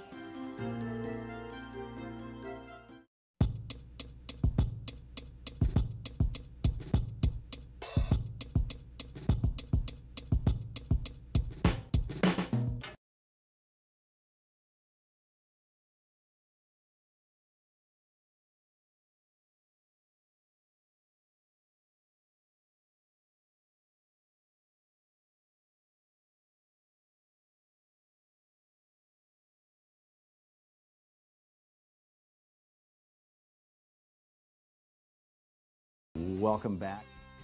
With us in the studio is Elizabeth Jardim. She is the IT campaigner with Greenpeace. And again, you think Greenpeace, you think those ships that are stopping the oil, you know, the oil tankers and whatnot. But how big is the problem of IT pollution, both on the chemical side and then also on the electronic and maybe even the intellectual side? Yeah, it's big and growing because of all of our reliance on the tech sector, both for the products themselves, but also for the internet and the data, most of which is now being housed in large data centers, which rely on a lot of energy. With our most recent report, we found that every year more than 1.5 billion smartphones are being bought, and they're replaced every 2 years. So that's constant churn of these gadgets. And that's just smartphones. There's also we're buying lots of other products as well. We found that just from the 17 companies that we assessed, the amount of emissions generated from manufacturing the products in 2016 that they sold was 103 million metric tons of CO2, or roughly equivalent to the emissions of the Czech Republic. So that's every year. Whoa. This sector, in terms of their manufacturing is generating those emissions. That doesn't include the data footprint. Many of them also operate data centers. So the sector on whole, it's big. It's like the size of countries right now in terms of emissions, and growing. Yeah, it's remarkable. Louise, we've got Elizabeth in the shot, right? Yeah. Okay. Great. So you were making some notes. Are there specific points you wanted to make? Is there anything that I've missed in my questions, or what? Where is Greenpeace going with this? What's the future of this? Yeah, your questions have been great, Tom. You've let me get to all my talking points, which I appreciate. I guess I would say that right now there's. I feel like since tech companies are sort of facing market saturations in some of the countries where they operate, there's a constant advertising and promotion of you've got to get the new latest thing, and this new gadget solves these different problems that we didn't know we had, but now we know we have them. But to stop and think, do I really need something new? Do I really need to replace this device every year? And this idea that the product that we have right now that's the hottest thing, that it could become obsolete in just 1 or 2 years doesn't make any sense. And we really need to send the signal to the sector that innovation needs to be defined by long-lasting gadgets that we can repair and replace. Not every for that lasts 5 or 10 years, not just 1 or 2. But there's sort of a catch-22 here. I mean, I just went through this experience with my iPhone. I had an iPhone 6 or 7. I guess it was a 7, and I figured, I'm going to keep it for a couple more years. It works just fine. The weekend before last, I dropped it and it smashed. I mean, it was like shards of glass coming off, so I had to upgrade. But I was not going to. But when we upgraded the operating system, suddenly every time I touched anything, I had to count to 5 before, because the old processors, the new operating system is so much more complex. Right. And so really that, I mean, I've read the articles. This was not Apple trying to mess with me, trying to force me to upgrade. This is just the nature of technology. Yeah, technology does change quickly, but it's also a design problem in my mind because laptops for a long time were designed in a way where you could replace the memory, replace the hard drive to not have to replace the whole thing, but just one drive. Yeah, so they could do the same thing with smartphones. Right now, very few smartphones are designed in ways to be modular, to just upgrade certain parts. The Fairphone, which is only available in Europe, recently created a module where you could replace the camera without having to replace the whole phone. So they felt like between Model 1 and 2, camera technology improved to the point where consumers might want the better camera but not replace the whole phone. And there's a few tablets that let you replace the memory. But in smartphones, I mean, the battery needs to be replaceable right now. The battery, the camera, the RAM, and the processor. And which is ultimately, well, now they're upgrading radically the screens too. So yeah, and everything is glued together. They're like glass sandwiches you can't get in. They're designed so that regular people can't get in to fix them, and that's one of the things we're campaigning on to improve. Right. I remember back in the 70s there was a whole, when Ralph Nader was going off in the car industry, planned obsolescence. It's now, because of Moore's law, you don't even have to plan it. It's kind of automatic. So in the minute we have left, the call for action from Greenpeace on these issues. Sure. So I mentioned before the Samsung petition. You can still sign that petition at greenpeace.org/USA/do-bigger-things. We also have a great resource available, our Guide to Greener Electronics, in which you can go and read about 17 different tech companies. I'm sure your smartphone is from one of the 17 we evaluated, to better understand where they're making progress and where they still need to do work. And on that website, so it's our Guide to Greener Electronics, Google that, you'll find it. There's lots of ways to actually send messages to the companies that you patron. So you can go there and read about it and take action. That's great. And if you want to preserve your privacy, you can DuckDuckGo it. Oh yeah, good idea. Instead of Google, but it's remarkable. So Elizabeth Jardim, the IT campaigner with Greenpeace USA, the website greenpeace.org/USA. Elizabeth, thanks so much for being here. Thank you, Tom. It's really great to meet you. And great to have you with us. We'll be back in just a moment. We're going to have, let's see here, Annie Leonard. Holy cow, the executive director of Greenpeace USA will be with us next. Stick around. You're listening to the Thom Hartmann Program. Call 202-808-9925. We'll be back with more from Greenpeace USA right after this.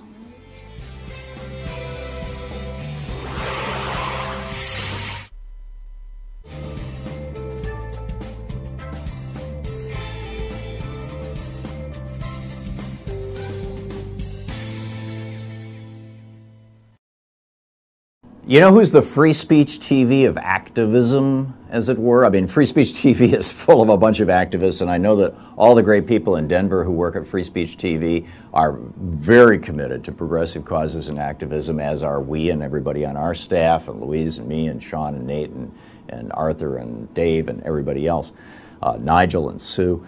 But beyond that, Greenpeace, one of the great organizations that we're doing our show from today, we're doing it from their USA headquarters. When was the last time you saw anybody from Greenpeace on Face the Nation or Meet the Press? This is literally one of the premier worldwide organizations, and they get largely ignored by the corporate media unless they do something really truly outrageous, which they're pretty good at doing. You know, God bless them. But it's just another example. You know, our being able to bring our show here and do this show from Greenpeace and have a bunch of Greenpeace people on is the kind of thing that you're not going to see on ABC, CBS, NBC, MSNBC, CNN, Fox. It's just not going to happen. Because the message of Greenpeace is a message that is like, hey, the earth is more important than your damn corporate profits. I mean, that's it in a nutshell, essentially. And you know, they may, I'm sure their mission statement is much more elegant than that. But from the point of view of the executives and all the other television networks that you can choose from, they're going to be, you know, they're looking at Greenpeace going, hey, these guys want to hurt our corporate profits, right? They don't want us drilling in the Arctic. They don't want, you know, et cetera, et cetera. And all these giant corporations have interlocking boards of directors. They're functionally all one thing. You got the Business Roundtable, one of the biggest donors to Republican, the RNC, which is now giving money to Roy Moore. The Business Roundtable and also to individual Republicans is the 100 CEOs of the largest corporations in America. I mean, that's a major political force in this country. And Greenpeace isn't part of, I mean, you know, it's just amazing how rigged the system is. So where do you learn about these things? Right here on Free Speech TV. Free Speech TV needs your help. Yesterday was a great day. I laid it out. You know, we only hit 4,000, just a little short of 5,000 the day before on Tuesday. And on Monday, we were only around 4,000 or 5,000. We really need to hit 10,000 every day. And God bless you. Yesterday, every single one of you who called in, thank you so much. We had a lot of people call in with small donations, and we hit $15,000 yesterday. That was spectacular. We're still way behind. We're still about $20,000 behind for the 2-week period.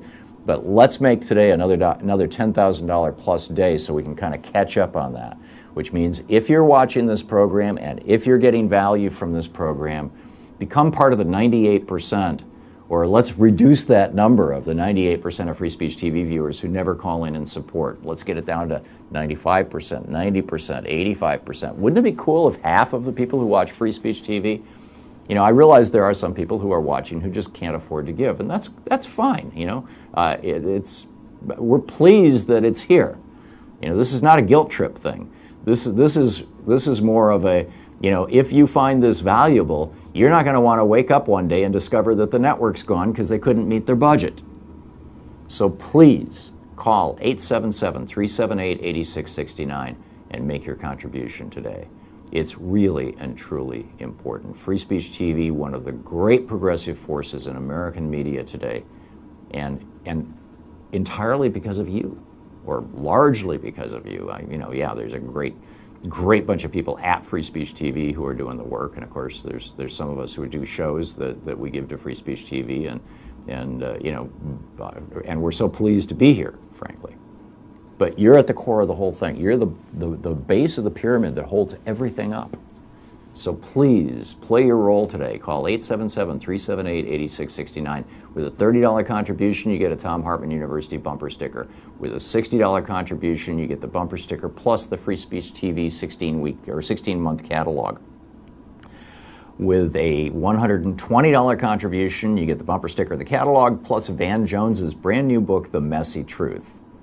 And with a $240 contribution, you get Claudia Rankine's book, Citizen. And somebody was kind enough last night to send me a link to a YouTube of her talking about it. But unfortunately, my evening just, you know, I haven't watched it yet. So hopefully tomorrow I'll know how to correctly pronounce her name.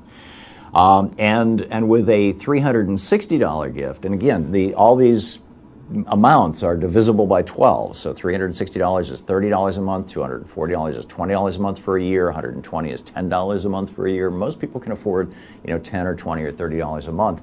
With that $30 a month for a year or a $360 gift, you get all 3 books. You get Van Jones's book, The Messy Truth, you get Claudia Rankine's book, and you also get my book, Unequal Protection, which is about how the Supreme Court has ripped us off. It's really about how the Republicans have ripped us off.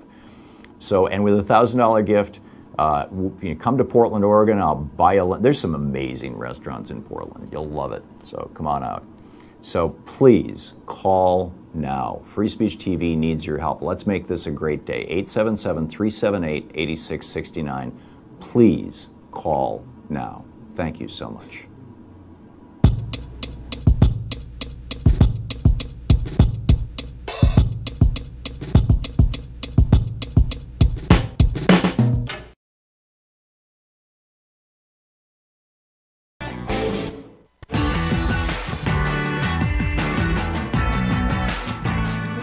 My mic is on.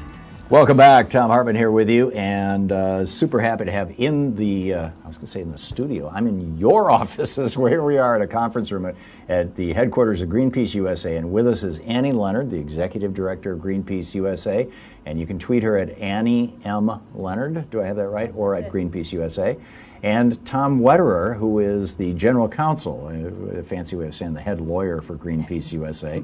And it's great to have both of you with us. Thanks so much for joining us. Thanks for coming. It's great having you. So, Annie, you guys are facing and I mean that in the gender neutral way. Growing up in Michigan, that was y'all are facing this real substantial threat, it seems, a legal threat. You want to tell us about it? Yeah, that's right. We're facing 2 huge lawsuits, and Tom can tell you more of the detail of those lawsuits, but I wanted to first sort of frame them in the broader context of threat that we're seeing. I've been an environmental activist for 30 years, and Greenpeace has been active for now 46 years. And during those times, we have fought to save forests and fought to stop toxic dumping and fought excessive consumerism and saved Antarctica and did all these things. But right now, what's really at threat is our ability to do that. And that may sound dramatic, but I'm actually deeply worried about this. We're seeing across the board in this country a crackdown on activism that is taking a lot of different forms. It's taking things like vilifying activists, like we saw President Trump talking about the NFL players, saying they should be fired. And Black Lives Matter. Black Lives Matter. And the 200 protesters who got busted here in D.C. The J20 protesters. 60-year felonies or something. So vilifying, criminalizing like that, silencing dissent. There's a couple dozen laws right now across the country that are at different stages of development that would actually outlaw basic fundamental organizing. Gathering groups of people together, sharing information on Facebook. I mean, it's really scary. What we're seeing it is through these SLAPP suits. SLAPP, as you listeners probably know, is a strategic lawsuit against public participation. There's 2 lawsuits right now that are aimed to silence and shut us down. Luckily, we're not really the silenceable types, so we're continuing the work and fighting even louder. And I'll hand the mic over to Tom, our lawyer, who can talk about the specific cases. Right. Tom, and by the way, I seem to recall, I wrote about SLAPP suits in a book I wrote, Unequal Protection, about the Supreme Court and the 14th Amendment back in 2002. And you can't hear me. And it seems to me that I'm generating audio. It seems to me that the SLAPP suits that one of the states, I think it was California, passed an anti-SLAPP suit statute. I mean, so tell us about SLAPP suits and what's going on with this. Yeah, a number of states have anti-SLAPP statutes, but not all of them. So, that's still something that needs more legislation on that. But SLAPPs so we have the 2 lawsuits, as Annie mentioned, and one was filed back in May of 2016 by Resolute Forest Products, and that's Canada's largest logging company. And the most recent one was filed this past August by Energy Transfer Partners, and that's the company behind the Dakota Access Pipeline. And in a nutshell, because they were both filed by the same law firm, Kasowitz, Benson, and Torres, and they've represented Donald Trump in a right, I was going to say Kasowitz is one of his lawyers, isn't yes, Mark Kasowitz? They've represented him on a personal basis on a number of different matters. and they've threatened the New York Times, for instance, with libel lawsuits for reporting on some of his escapades. Remarkable. So we're facing those two very big lawsuits. How much time do we have? Because they're both the one that was just filed was over 200 pages of the complaint. We have 6.5 minutes. Yeah, so I won't have a lot of time to go through all the details. But in a nutshell, they're coming after Greenpeace and other environmental groups for our advocacy work. And really speaking out on these issues. In the one case about to protect the boreal forest in Canada, and this latest one about the fight at Standing Rock against Apple. And they're trying to say that, in essence, they've structured as a defamation lawsuit about what we've been saying, but also throwing in RICO, which is racketeering laws, to say that we're also kingpins of a grand criminal enterprise to fight back against these companies and to commit crimes, to orchestrate crimes. RICO is the racketeering organization or racketeering and influenced corrupt organizations, right? You got it. I think it was from like 1970. What's the racket that they're accusing you of? Well, I mean, this was designed to go against the Gambino family. Exactly. That was the initial design of it, and they are using. They're saying that everything that we said about the companies in both cases are not only defamatory, but they're intentional lies about the company. They're designed to defraud our donors, and they're also designed to extort their customers with these lies. And then they've thrown in, if you read, take the time to read the 225 pages or whatever in the Energy Transfer lawsuit, they throw in a lot of other crimes. They put down on paper eco-terrorism and arson and. This is called the kitchen sink strategy at law, is it not? Exactly. Or some variation on that? Just throw everything at it and see what sticks? On paper, and then if you actually read that, not only are those allegations of crimes very vague, really little detail, but there's no detail at all connecting Greenpeace and the other defendants to those crimes, because they can't, because we were not involved in those. We were involved in legitimate advocacy work, speaking out on these issues. And I will add, in the Energy Transfer case, it's also wrong about the story of what really happened at Standing Rock. They're trying to make us out to be the puppets, the puppeteers of what, and that's very it's wrong, and it's disrespectful of the indigenous people that really were leading the fight to protect their land, their water, and their sacred lands, their sacred rights. And Greenpeace, along with many others, were standing in solidarity with the indigenous people and really speaking out about these very real threats of the Dakota Access Pipeline, environmentally and also the human rights risks. Who were the other? You said us. Who are the other groups who are being sued? Was this a? Yeah, in the Energy Transfer case, there's also BankTrack, which is a small nonprofit in the Netherlands. And as their name implies, they do work with banks financing. So they, I think, send some letters to banks, to some investors, just pointing out the risk. And a lot of the, at least in one case, where they're accusing them of wrongdoing the banks, those banks came forward and said, hey, we made the decision on our own based on these very real risks. And then they also named Earth First. We don't even think that's an entity, but they're also named and as defendants. And then in the pod of the alleged criminal enterprise, they throw in people from like Wesley Clark, Democracy Now!, and a lot of other environmental groups like Rainforest Action Network, and also Earth Justice, who that group filed a lawsuit and on behalf of the Standing Rock tribe, and they've mentioned them as part of this criminal enterprise for filing a lawsuit. We're talking with Tom Wetterer, who is the general counsel, the head lawyer here for Greenpeace USA. Is the bottom line kind of essence of all that they're trying to bankrupt you? I mean, litigation can be insanely expensive, and for a small group, even a small SLAPP suit. I mean, these were SLAPP suits were a big deal in the 70s and 80s, if you remember. Yeah. And as I said, I thought a couple states took care of them, but the principal thing is not to win in court; it's to destroy you economically, is it not? It certainly is, and it's not necessarily the end game. I mean, they've claimed in the first suit with the treble damages of RICO up to like $300 million in damages.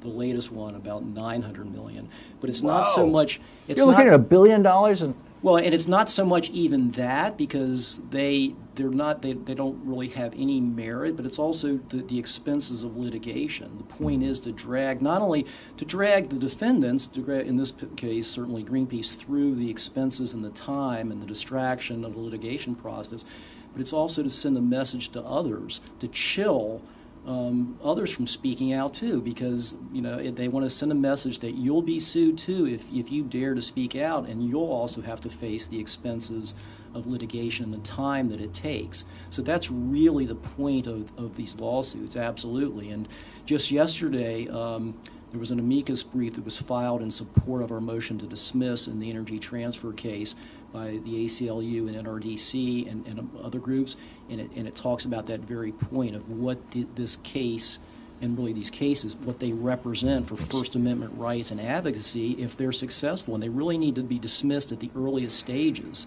so that they can't just file whatever in court and then have people be dragged through that process. In the 1 minute before we hit a break here, Annie, what can people do to support Greenpeace? Well, they can be an activist. I'll tell you, that's one thing. The point of these lawsuits is to squelch activism at the very time when activism is needed more than ever. So get involved. If you want to join Greenpeace, you can text RESIST to 877-877. That's text RESIST to 877-877 and join our rapid response team, and we'll send you great opportunities to get involved. But whether it's Greenpeace or any other group, we have got to stand up to these corporate powers, stand up to these fossil fuel industries, not be silenced, not be intimidated. And the best way to do that is with cross-movement unity if we stand together. So cross-movement unity being organizing with other groups? Absolutely, and we're seeing that now in these cases. We have groups that are working on racial justice, civil rights, immigrants' rights, reproductive justice, all these different groups coming to us, partly because they respect Greenpeace and care about us, but also they know the entire model of being a publicly funded advocacy organization is what's at risk here. It's like first they came for Greenpeace, and if they silence us, who knows who's next. Remarkable. Annie Leonard and Tom Wetterer with Greenpeace USA, the website greenpeace.org/USA. You can check it out. We'll be back.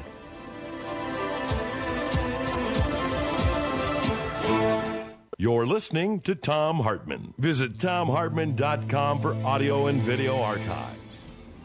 More right after this.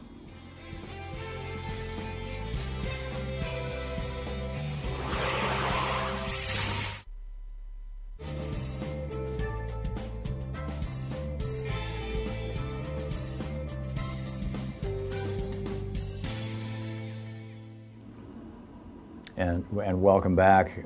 Tom Wetterer, the General Counsel for Greenpeace. Yeah, you got to point it directly at your at your mouth. It's super directional. I thought I had a big enough mouth. Yeah. No, in fact, if you tilt it up a little bit like that, they're perfect. And Andy Leonard, the Executive Director. So Tom, you were going to add something to that. No, I did want to add that in October we had a hearing in California on the Resolute case, and I should add that Resolute originally filed in Georgia, where there was not a very robust anti-SLAPP statute, and we had it moved to the proper venue, which was in California, where they do have a very good anti-SLAPP statute. And the judge there, Judge Tiger, federal court, San Francisco, dismissed the lawsuit in full. And on the state claims under the anti-SLAPP statute, he did hold that it was a SLAPP, and he awarded us attorney's fees on that. So it was a very good decision.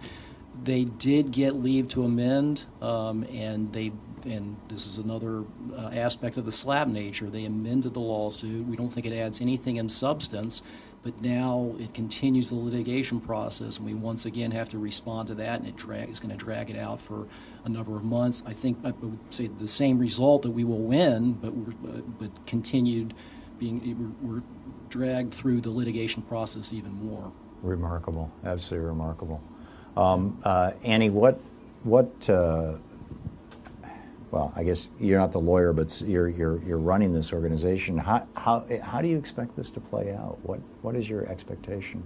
Or is that even an inappropriate question? I know you don't want to give away your legal strategy, or maybe you do, I don't know.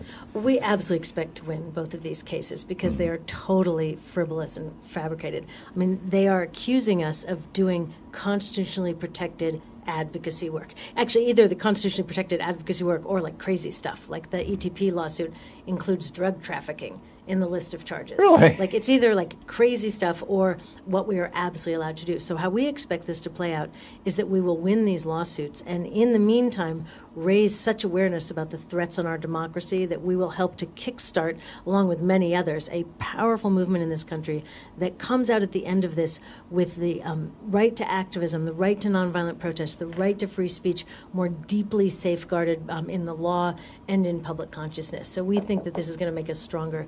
It is unfortunate, as Thom said, the burden in the meantime. I mean, the CEO of the pipeline company was interviewed and asked, does he actually expect to get $900 million? And he said, it's not about the money.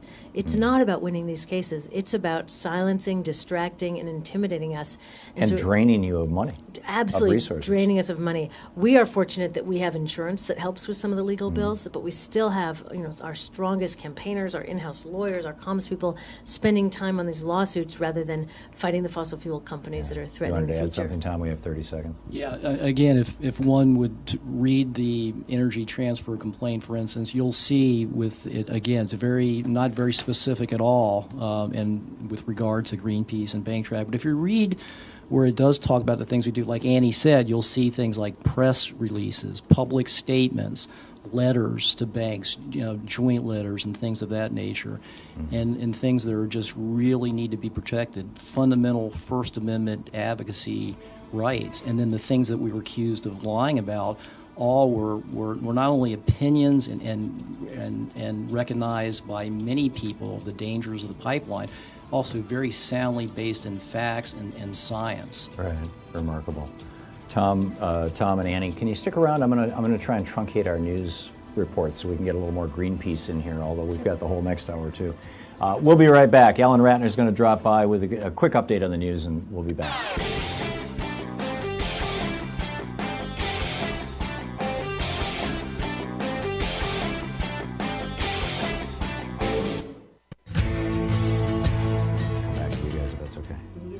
Welcome back. Thom Hartmann here with you. And Ellen Ratner with Talk Media News is on the line with us. This is a report brought to you by goatsfortheoldgoat.com and Ellen's new book, Loving What You Do. Ellen, I'm broadcasting live today from the headquarters of Greenpeace.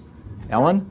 Yes, I'm here. Yeah, and I'm broadcasting live from the headquarters of Greenpeace today. I have the executive director here with me, and I want to get back to that interview. So can we do the news in about 2-3 minutes here real quick? Sure. First of all, okay, so what's the most important stuff? Seizures have increased, but so has the use of the drug. You just need a couple little pieces of it as opposed to heroin or something like that. And so people are sending it via email, regular mail, not email, regular mail, etc. Time names Person of the Year, the Silence Breakers. These are 5 women on the cover who actually have done the Me Too thing. Also, President Trump wants a private global spy agency, and who is it but none other than Eric Prince, of course, and he wants to do this so that he can then, of course, be able to say, well, these people are working for me, and the CIA director apparently doesn't trust people in agency. Also, the president just announced that Jerusalem is the capital. He said in a meeting of his cabinet that he thinks that the peace process will continue. Your guess is as good as mine on that one. Some female senators want Al Franken to resign, and there was an amicus brief filed by former Bush and Obama officials on their request for voting records. How's that for fast news? That was brilliant, Ellen. And by the way, let me add, if Trump gets his private international spying force run by Eric Prince, that one of the, quote, benefits of privatization, end quote, that George Bush copped to back in the day was that they're not accountable. They don't have to answer to government agencies. They don't have to keep their records. They're not subject to public record requests, all those kind of things. That's a really, really bad sign. Betsy DeVos, our education secretary's brother. Yes, Betsy's brother. Ellen Ratner with Talk Media News. Thank you so much, Ellen. Thank you. Great job. Good talking with you. So we are back here with Annie Leonard and Tom Wetterer. And have we exhausted the slap suits discussion, or is there more to that? Because I want to also talk about Greenpeace in general. But Tom, well, I could keep talking about slaps all afternoon, but I won't. I'll just add that. I've already mentioned the law firm that filed this, and one of the lead partners in the case is Michael Bowie. Has also, he said in a Bloomberg piece that he's also in conversations with other corporations considering the same thing. So, more are waiting to file these things, and just to underscore. Wait a minute, you mean like more oil companies and stuff suing you guys? From more oil companies, more other corporations, maybe other industries that are apparently in conversations with Michael Bowie and the Caswitz firm. So we've now reached the point where corporate America is at war with the environmentalist movement, the civil rights movement, the human rights movement, you name it. Corporate America is at war with us. Absolutely right. That is astonishing. Annie? What concerns me about this is the timing, that right now the government has stepped out of any kind of oversight role of protecting public health, public lands, public air and water. And so right when the government has vacated that position, they are squelching activists. And we are literally the last line of defense between the planet and these corporations that would want to plunder it. Yeah. So it's always bad to try to silence dissent, but especially right now because they need us so much. Are you all doing anything with Trump is cutting up Bears Ears and some of these other monuments, most of which are sacred lands for Native Americans, and the part of Bears Ears that he cut out and turned over to the drilling and mining companies is one of the most fossil-rich sites. Fossils isn't the right word. Artifacts, from Native American cultures. These are a few hundred years old, not millions, but it's obscene. It is obscene. It is, that Trump and his cronies talk about the deconstruction of the state. This is what deconstruction of the state means: deconstruction of protections, deconstruction of regulations. And this is, again, why they need us so badly. Yeah. It's terrifying. Yeah. So what are the other things that Greenpeace is up to right now that people need to know about? We have we got about 2 minutes here. In spite of being really busy with these lawsuits, we are still fighting the good fight every single day. We are fighting fossil fuels and hastening the transition to a clean energy economy. We are fighting pipelines around this country. This ETP suit is trying to squelch us from fighting pipelines. We think the best response is we're going to fight even more. So we're fighting pipelines. We have a great oceans campaign that is working to make 40% of the world's oceans marine sanctuaries. And we think we're going to be able to achieve that. We have a new campaign to fight against ocean plastic. I'm sure you've read about plastic is so pervasive in the ocean. It's pretty much everywhere. It's in every fish caught at this point. So we're fighting against plastics in the ocean. We're fighting against deforestation. We have a global goal to end global deforestation by 2020. Within that, our top priorities are the Congo, Indonesia, and the Amazon, because ecologically, those are the most important. We have a campaign that's pushing the IT sector to adopt renewable energy and longer-lasting products. We have another campaign that I think is really innovative, is that Greenpeace has a whole campaign on democracy. And some of our members first wrote and said, why is Greenpeace working on democracy? And the answer is because a healthy democracy is a precondition for a healthy environment. And the democracy should be the best tool that we have to advance climate solutions, clean energy, all these things we know is possible, but we can't use our democracy right now. So we're working with NAACP, Communication Workers of America, Sierra Club, and Common Cause in this project called the Democracy Initiative, where we're going to get money out of politics, get voters back into politics, reclaim the democracy so that it actually can be a tool for public good again. That's remarkable. So we're keeping busy. I know, there's groups like CELDEF and Move to Amend that are doing, they call them democracy schools. Are you doing those kind of trainings and things? Or? Well, we don't do the actual trainings, but those groups are part of the Democracy Initiative, which is now over 50 organizations that have joined forces. And it's on the website. Look it up, Democracy Initiative. It's a great organization for people that want to make our democracy work for people on the planet. Democracyinitiative.org? Something like that. Something like that. Yeah, you can easily search for it. You can find it. Yeah, and Greenpeace is part of that. Yeah, and we're one of the founders. So you're, wow, marvelous. So we've got democracy, toxics, energy, oceans, forests. What am I forgetting? Those are the big ones. And Greenpeace Worldwide is still taking names and kicking butt, right? Yep, we're in about 50 countries now worldwide, and it's really cool to have such a reach like that, because sometimes we all get together on one thing. Like when we're fighting shell drilling in the Arctic, we had what's called a full power moment where every Greenpeace in the world got on that, and we're planning that kind of response to these lawsuits. That's remarkable. Annie Leonard, the Executive Director of Greenpeace USA, Tom Wetterer, the General Counsel for Greenpeace USA, thank you both for being with us today. It's great having you with us. Thank you. And great meeting you both. Thank you. Thanks. We'll be right back. You're listening to Thom Hartmann.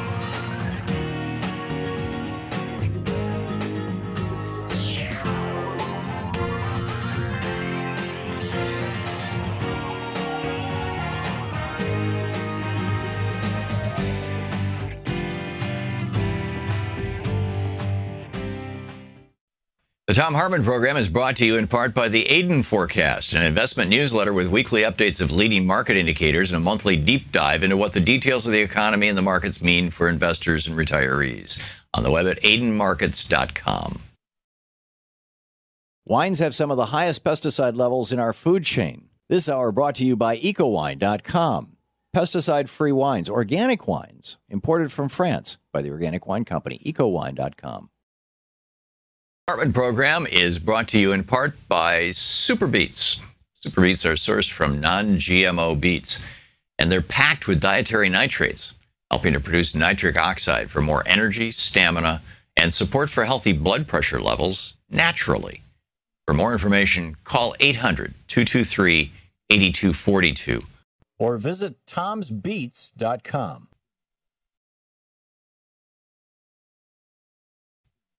You know who's the free speech TV of activism, as it were? I mean, free speech TV is full of a bunch of activists, and I know that all the great people in Denver who work at Free Speech TV are very committed to progressive causes and activism, as are we and everybody on our staff, and Louise and me and Sean and Nate and Arthur and Dave and everybody else, Nigel and Sue. But beyond that, Greenpeace, one of the great organizations that we're doing our show from today. We're doing it from their USA headquarters. When was the last time you saw anybody from Greenpeace on Face the Nation or Meet the Press? This is literally one of the premier worldwide organizations, and they get largely ignored by the corporate media unless they do something really truly outrageous, which they're pretty good at doing. You know, God bless them. But it's just another example. Our being able to bring our show here and do this show from Greenpeace and have a bunch of Greenpeace people on is the kind of thing that you're not going to see on ABC, CBS, NBC, MSNBC, CNN, Fox. It's just not going to happen. Because the message of Greenpeace is a message that is like, hey, the earth is more important than your damn corporate profits. I mean, that's it in a nutshell, essentially. And I'm sure their mission statement is much more elegant than that. But from the point of view of the executives and all the other television networks that you can choose from, they're going to be, they're looking at Greenpeace going, hey, these guys want to hurt our corporate profits, right? They don't want us drilling in the Arctic. They don't want, et cetera, et cetera. And all these giant corporations have interlocking boards of directors. They're functionally all one thing. You got the Business Roundtable, one of the biggest donors to Republican, the RNC, which is now giving money to Roy Moore. The Business Roundtable and also to individual Republicans is the 100 CEOs of the largest corporations in America. I mean, that's a major political force in this country. And Greenpeace isn't part of, it's just amazing how rigged the system is. So where do you learn about these things? Right here on Free Speech TV. Free Speech TV needs your help. Yesterday was a great day. I laid it out. We only hit 4,000, just a little short of 5,000 the day before on Tuesday, and on Monday we were only around 4,000 or 5,000. We really need to hit 10,000 every day. And God bless you. Yesterday, every single one of you who called in, thank you so much. We had a lot of people call in with small donations, and we hit $15,000 yesterday. That was spectacular. We're still way behind. We're still about $20,000 behind for the 2-week period. But let's make today another $10,000 plus day so we can kind of catch up on that, which means if you're watching this program and if you're getting value from this program, become part of the 98%, or let's reduce that number of the 98% of Free Speech TV viewers who never call in and support. Let's get it down to 95%, 90%, 85%. Wouldn't it be cool if half of the people who watch Free Speech TV, I realize there are some people who are watching who just can't afford to give, and that's fine. We're pleased that it's here. This is not a guilt trip thing.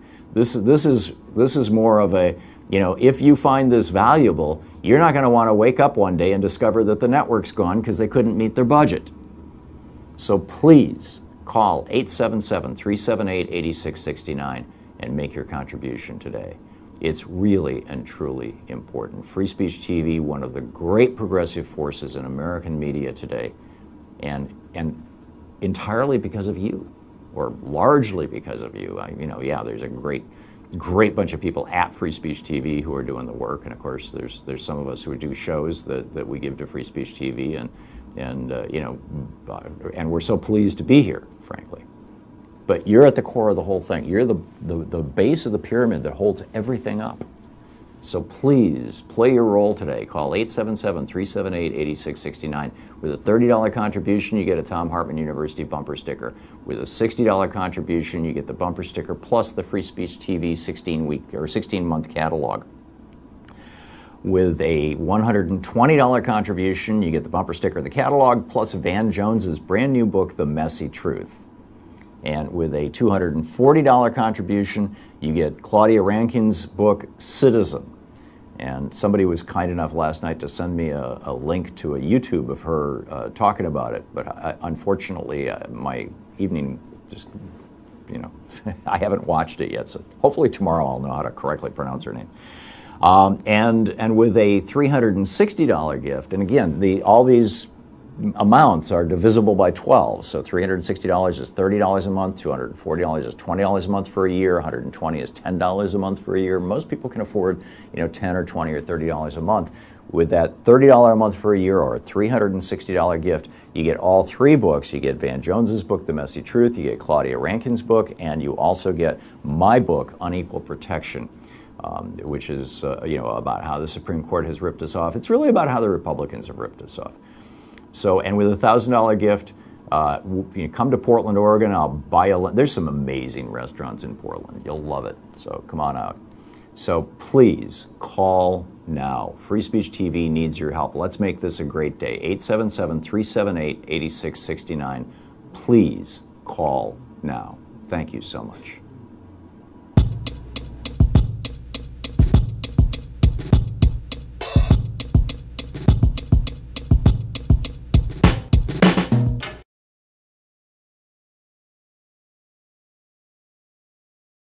Response to the attack on America.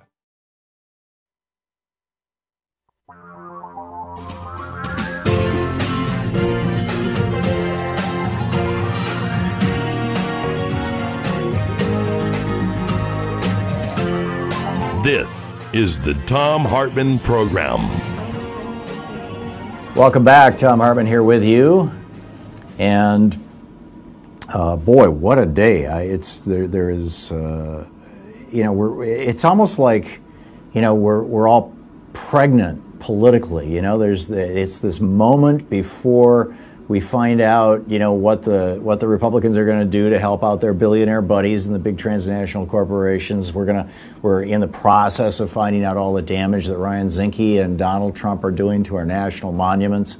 We're in the process of discovering how, our pharmaceuticals and all basically everything You know, how we're being screwed by these guys, the new, quote, new regulators, Mick Mulvaney taking over the Consumer Finance Protection Bureau and freezing payments to people like you and me who might have gotten ripped off by banks, and now stopping the prosecution of the banks. Oh yeah, banksters, you want to steal from your clients? No problem. We're down with that. We're Republicans. That's, you know, hell, that's what we do. All this stuff is going on at the same time that arguably the most divisive, I guess is the word, political figure in the White House anyway. I think certainly in my lifetime, maybe in American political history. Although there were some wild times back in the 19th or the 18th century. Oh no, the 19th century, the 1800s. But this is an extraordinary time to be alive. It's an exceptional time to have the opportunity to be an activist. I mean, there is so much that can be done, and it's so important that it be done. And you too can get out there and get active. Tale in Santa Cruz, California. Hey, Tale, what's on your mind today? Oh, yes. Hi, Tom. I'm actually up in my hometown, Seattle, right now. I'm based in Santa Cruz. So, yeah. What's on your mind? I was very moved by your interview with Annie and Tom and Greenpeace directors. And I urge everyone out there to get involved with Greenpeace. It's such a great organization. So just help support everyone in Greenpeace all over 50 nations. It's amazing, huh? Agreed. But I was calling to point out also Annie mentioned the conflict zone in the Congo, and I don't know if maybe you had a discussion in the past about this, but people need to remember that there's upwards of 10 million people. It's equivalent or greater than the Holocaust of World War II that have died in the Eastern Congo, and mainly in large part for the mining of two elements that without which cell phones and wireless devices don't operate, tantalum and columbite, which is known as coltan. And just people need to realize that there's a war on the people in Africa. It's been going on for several decades now, and women. Oh, it's been going on for several centuries now. Pardon me? It's been going on for several centuries now. I mean, read King Leopold's Ghost, you know, the story of the Belgian Congo. Coltan, I'm sorry. Yeah. Yeah. I agree, yeah. It's, there was upwards of, some historians are now saying there were 100 million people, Africans, who died in the Middle Passage during the Atlantic slave trade. Yeah. They were just tossed over into the sea, or left abandoned, tied up in chains, tied and left in an abandoned sinking ship. It's the horrors that have been going on. People need to acknowledge that and move forward. Maybe there's some alternative to getting coltan somewhere else. I believe you can get it in other countries, but people need to know. Just give. Or we could simply say to the companies in this country that buy these products from these fairly outrageous, conflict places, that actually one option would be to, you just wanted to deal with it at the level that actually Republicans and Libertarians would probably agree with. I mean, they wouldn't agree with the goal, but with the technique, which is to put a high tariff on the import of goods from countries where those goods are produced in ways that we don't agree with. I mean, if you're making textiles in Bangladesh with 10-year-olds, or if you're digging out molybdenum in Congo using 10-year-olds or using slave labor, then we can't entirely stop the importation of that stuff into the United States. Maybe we could, but it seems like a softer touch that might have a whole lot more power and impact would be to put 100, 200, 300% tariff on those goods, because most of those minerals are available in North America, in the United States. It's just that they're more expensive to mine because you have to pay people a decent wage. You have to have, occupational safety and health, systems. You have to, a way of keeping your miners from dying with each, as they're doing it. And because these are, a small, these are less than 4 or 5% of most computer products. Even a 200 or 300% tariff on these raw materials is going to what? Raise the price of your iPhone $2? That would be a way to do it too, Tala. Sure. Tally. Yeah. So yeah, but you're raising a real. I'm sorry. Go ahead. Oh yeah, I go ahead. You were going to say you're raising. Yeah, I think you're raising a really, really important issue, and along, and everybody knows about conflict diamonds. Most people don't realize the situation with these rare earth minerals. Tali, I got to move along, but thank you for the call. I appreciate it. Very, very well said. It's an important issue. John in Jeffersonville, Ohio. Hey, John, what's on your mind today? Yeah, I've podcasted your program for a long, long time, and you've helped me to win a lot of arguments and debates and all, and I appreciate that. The one thing I wanted to bring out, I'm 66 years old. I'm the same age you are. And not so much for me, but for my grandkids, what we're dealing with right now is going to hit us in, 10, 15, 20 years from now. And this call to action that you talk about is really, really, really important. Every night before my head hits the pillow, the last thing I think of is, did I do everything that I could today, whether it be call my congressman or write an email or whatever, to do anything that I can to stop this onslaught, because money never sleeps. And they have money on their side, and all we have is our action. And that's basically what I wanted to do, is call out that. One other quick comment that if I may make is if we had maybe a 10-minute segment of positive phone calls where people call in, and the only thing that they can call in and talk about is positive stuff. Because when I hear positive phone calls, it really enriches me. It gives me that little bit of energy to go out and fight another day. You know what I'm saying? Yeah. Yeah. Well, our lines are pretty much all full right now. So if I'm going to call for positive calls, that's a good thing to do on a day, on a gratitude day or something. Obviously Thanksgiving, something like that. But I think I agree with you. I like people who have solutions. The calls that get me most juiced are when people call and say, "Hey, I just became a precinct committee person," or "Hey, I showed up on my Democratic Party the other day," or "Hey, I just joined Greenpeace." Oh yeah, absolutely. That fires me up and gives me that little bit of energy, because I'm a truck driver and I sit here and all I do is that phone numbers. I just call Congress, and I can talk to any one of the senators. And all day, I've called Susan Collins today. I've called like 5 or 10 different House of Representatives and senators today. And you can do it anytime you get in your car. All you got to do is hit a button and say call Congress.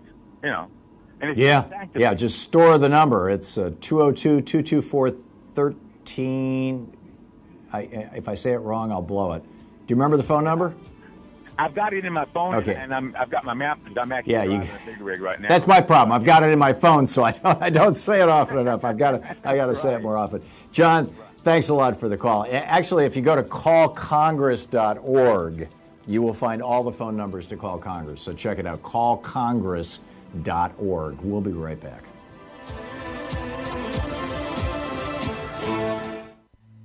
This is the Thom Hartmann Program.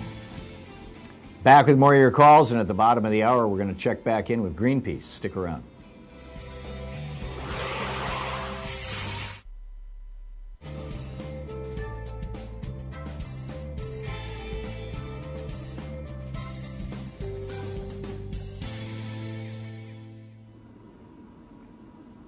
And welcome back. Thom Hartmann here with you. And Marta in Big Bear Lake, California. Hey, Marta, what's on your mind today? Well, I like that, what he said about solutions and positive energy. My income tax professional, CPA, told me a few days ago that the House version ends the tax credit for residential solar power, and the Senate on January 1st of 2018. The Senate version, January 1st, 2019. Now, looking online, I'm not seeing that I am seeing different news articles having different versions of what's going to happen. So I'm looking at Inside Climate News, and that seems to be a lot more in depth, saying that the solar credit is 30%. The tax credit right now is 30% through 2019. I have that, and it's rolling over because I don't make enough income to use that tax credit, but it's rolling over, I think, indefinitely. I don't know if they're going to cut the part that I can roll it over until I make more income. But one of them does and one doesn't, is my understanding, Marta, is that, and I don't recall which is which, but like the House bill doesn't blow up the credit and the Senate bill does, or vice versa. In particular, the $7,500 credit that you get for buying an electric car, that's the big one. And I heard a senator on TV a couple days ago going, oh, well, if an electric car is made in Germany, you get a $7,500 tax credit for buying it here. That's stupid. No, that's not stupid. That's called electrifying our transportation infrastructure. And, of course, it would be great if we said, hey, it's $7,500 on a German electric car, it's $10,000 on an American-made electric car. I mean, there's ways we can do this. Back to you, Marta. Well, one of the things that may be extremely important is that they're going after the developers of the solar panels. So that really cuts into, making those panels more efficient each year, which my Made in America panels, Solar World, made in Seattle, I believe, or Portland, Oregon, I think. And, they're struggling because of Chinese dumping on the U.S., and they're fighting that. So, what my solution would be is that I would recommend that anybody who is interested in solar panels check out all the new low-interest financing options. It does increase your home's value. I think it's like 17% average throughout the United States. So I think it's really worth it. Utility electric costs are going higher every year. It could be like 40% in the next 10 years. So my suggestion would be for people to look into it, stay informed as much as possible, and, just investigate it for yourself and for saving a lot of money on your electric bills from now on into the future. And then once you get solar panels, you can buy the electric vehicle, even if the tax credit is gone. And there you go. Marta, we're out of time, but all excellent advice, and thank you for raising a really important point. We'll be right back.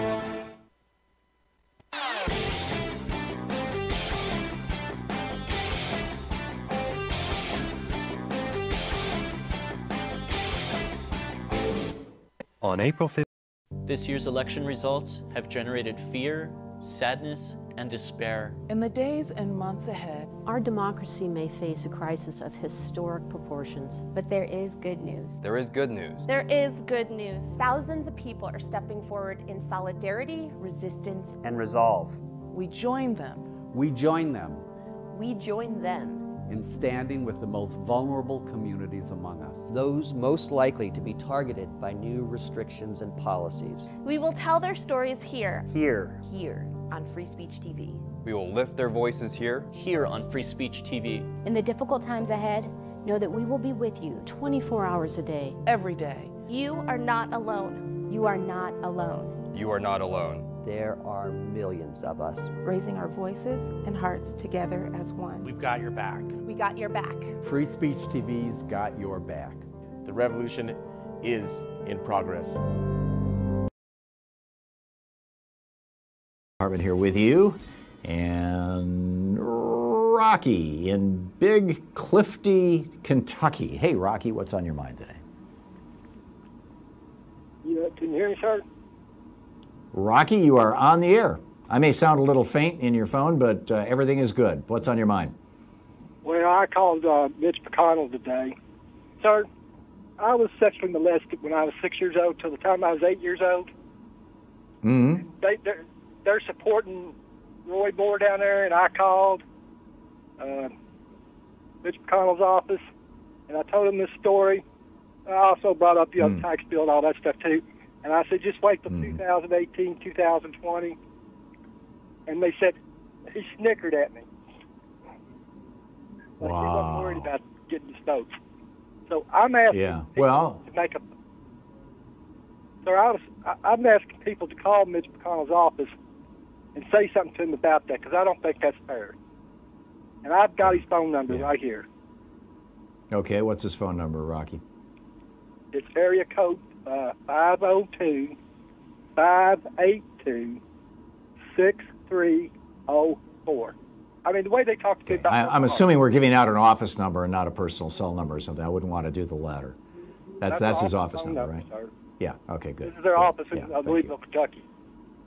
Yeah, so that's a local Kentucky office. Okay, Rocky, the reason that they laughed at you when you called up and said, wait until 2018, 2020, you know, we're gonna pay back, is because they know that they've got a whole bunch of billionaires, multimillionaires, and giant transnational corporations that have more money than you or I could ever even imagine existing.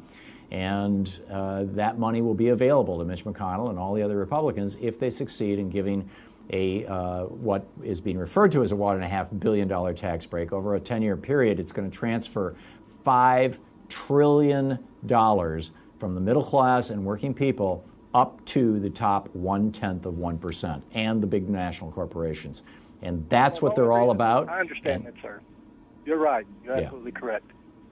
They're thieves. And so, and you're right, Rocky. The only thing that can fight that kind of money power is people power, and so we all need to be doing what you are doing. Good on you, Rocky. Rocky, I got to move along, but thank you for the call, and keep up the great work. It's marvelous what you're doing. Eric in New York City. Hey, Eric, what's on your mind? Oh, hello. Yeah, I don't Hey, Eric. think Senator. Are you talking to me?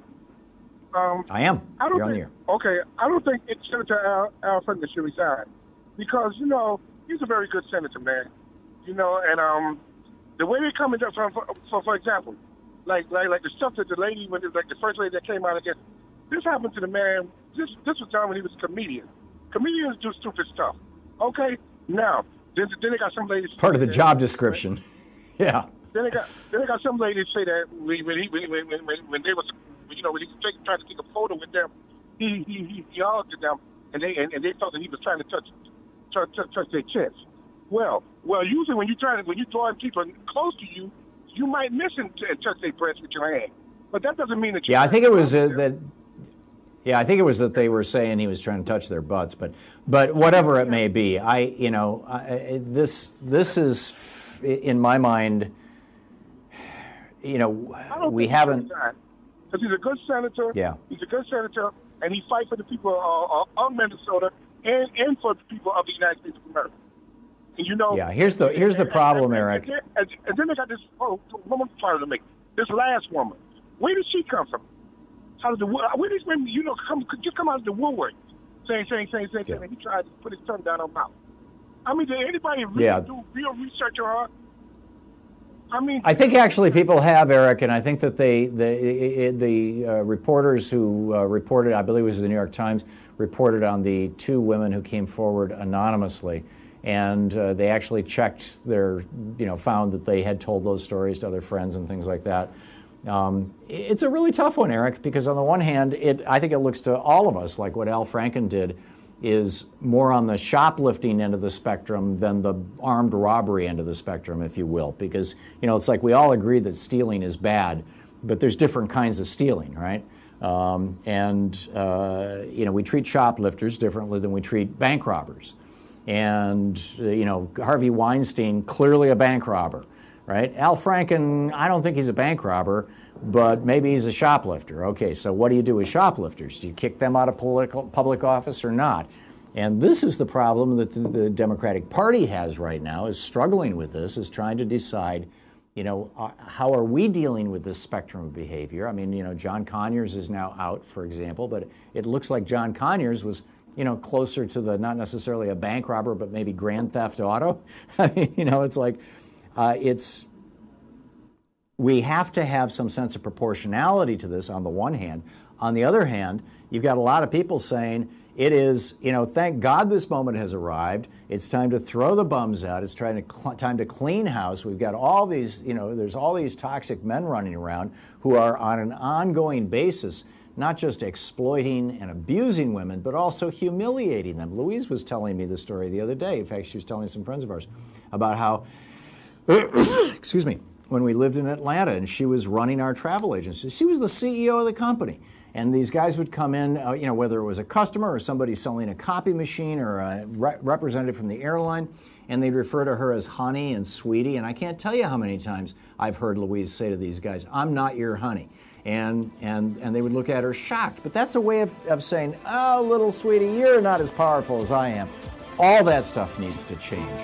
You're listening to the Thom Hartmann Program. Call 202-808-9925. So I think in that regard, the main problem the Democratic leadership has is, what's good for the goose, it has to be good for the gander. We'll be back.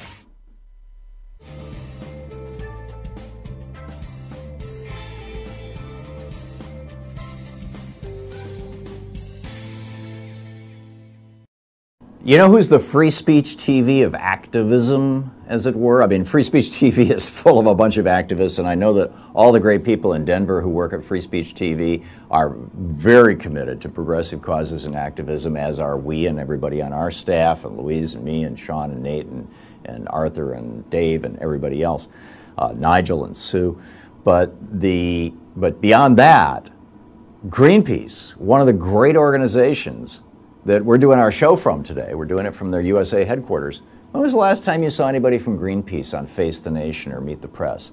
This is literally one of the premier worldwide organizations, and they get largely ignored by the corporate media unless they do something really, really, truly outrageous, which they're pretty good at doing. God bless them. But it's just another example. Our being able to bring our show here and do this show from Greenpeace and have a bunch of Greenpeace people on is the kind of thing that you're not going to see on ABC, CBS, NBC, MSNBC, CNN, and Fox. It's just not going to happen. Because the message of Greenpeace is a message that is like, hey, the earth is more important than your damn corporate profits. I mean, that's it in a nutshell, essentially.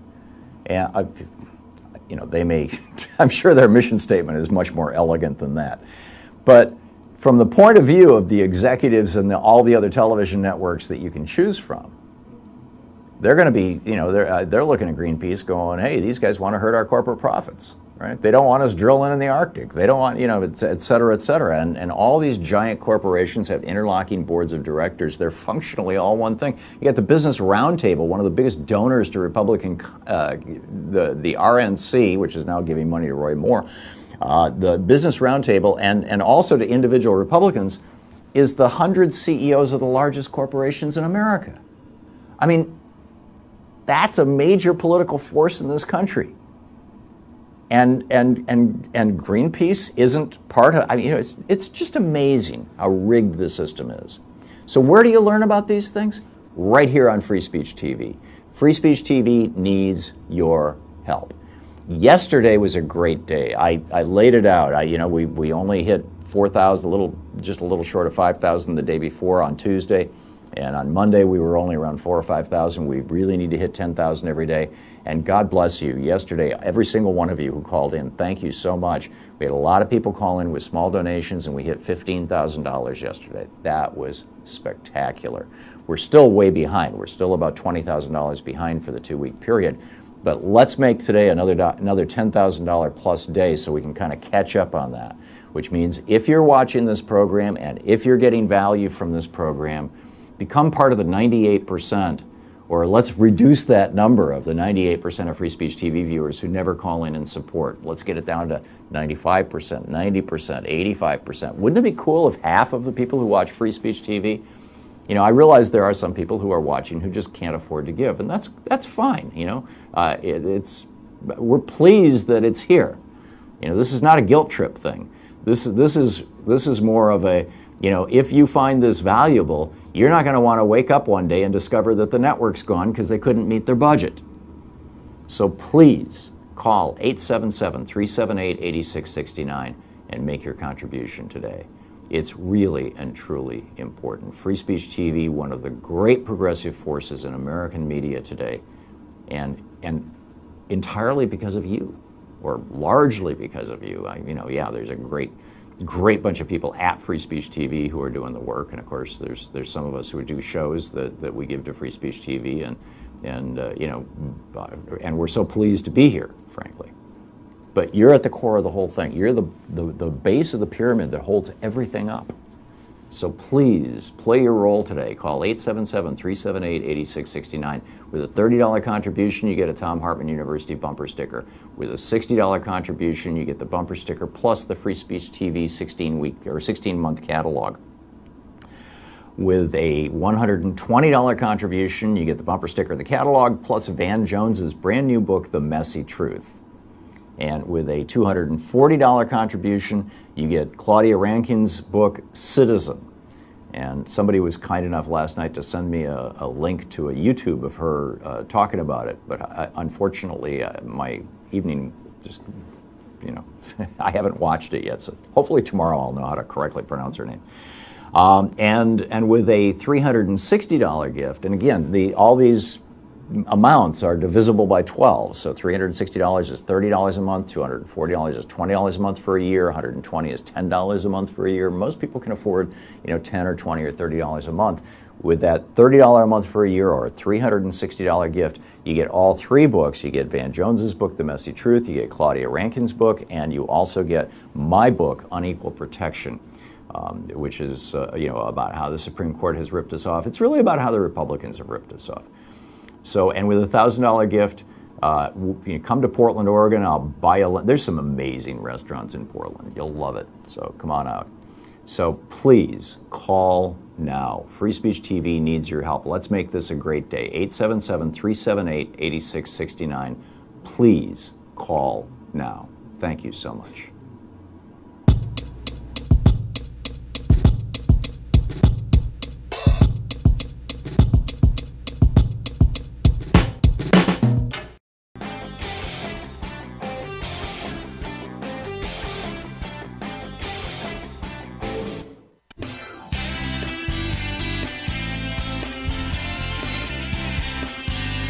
Welcome back.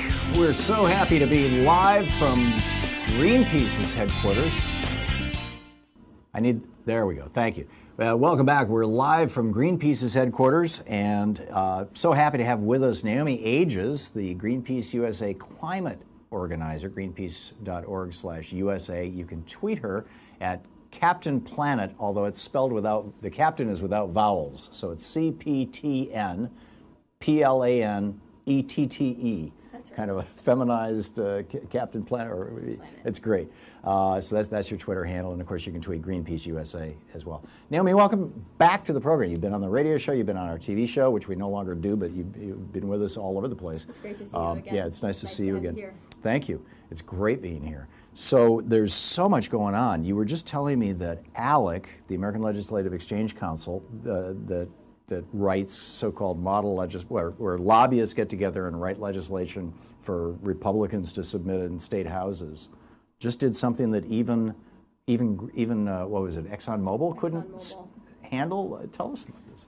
ALEC put forth a resolution for conservative lawmakers to use that would overturn the EPA's endangerment finding. Now, that's the finding that says that carbon dioxide is a pollutant and the EPA has the right to regulate it, and that underpins a lot of the Obama-era climate policies that Scott Pruitt is rushing to undo and that the Trump administration is rushing to undo. And ALEC is trying to get rid of that legal ruling, which would make it a lot easier to undermine the EPA. And in a really shocking move, Exxon publicly opposed that ALEC resolution. Now, Exxon is still a member of ALEC and still funds ALEC, so that means in some ways they are still contributing to climate denial and all of the bad legislation that ALEC tries to promulgate. But in saying even Exxon thinks that it's too far to undermine the endangerment finding, it's a really big split in the conservative opposition to climate activism. Wow, when even Exxon thinks the Trump administration has gone too far. Or at least ALEC has gone too far in trying to push the Trump administration. Yeah, but exactly. We won't know what happens with the resolution until ALEC votes on it, but Exxon said they would not support it in its current form. Yeah, that's pretty impressive. It is very interesting. Unless they're doing it because there's something in the legislation that might increase their liability or something like that. You just never know. You just don't know. Or maybe if Alex softened the language in some way and still made it possible for Exxon to support, because Exxon is it's hard to think of Exxon as a great corporate or climate champion in any way whatsoever, and they're still under investigation by attorneys general. They're still facing lawsuits, so they have a lot to work on in terms of climate policy. Is the new CEO any different than Rex Tillerson? We haven't seen him take any public positions yet that say that he wouldn't be, and he came up through Exxon just like Rex Tillerson did, so we assume it's more of the same. And I mean, until Exxon admits that the era of the fossil fuel is over and commits to, managing the decline of the industry, I'd say he's the same as Rex Tillerson. Yeah. Hopefully he won't end up as Secretary of State. Yeah, there's that. And we'll see how long that lasts, too. True. So December 11th, there's a couple of really big things happening. You want to tell us about it? Sure.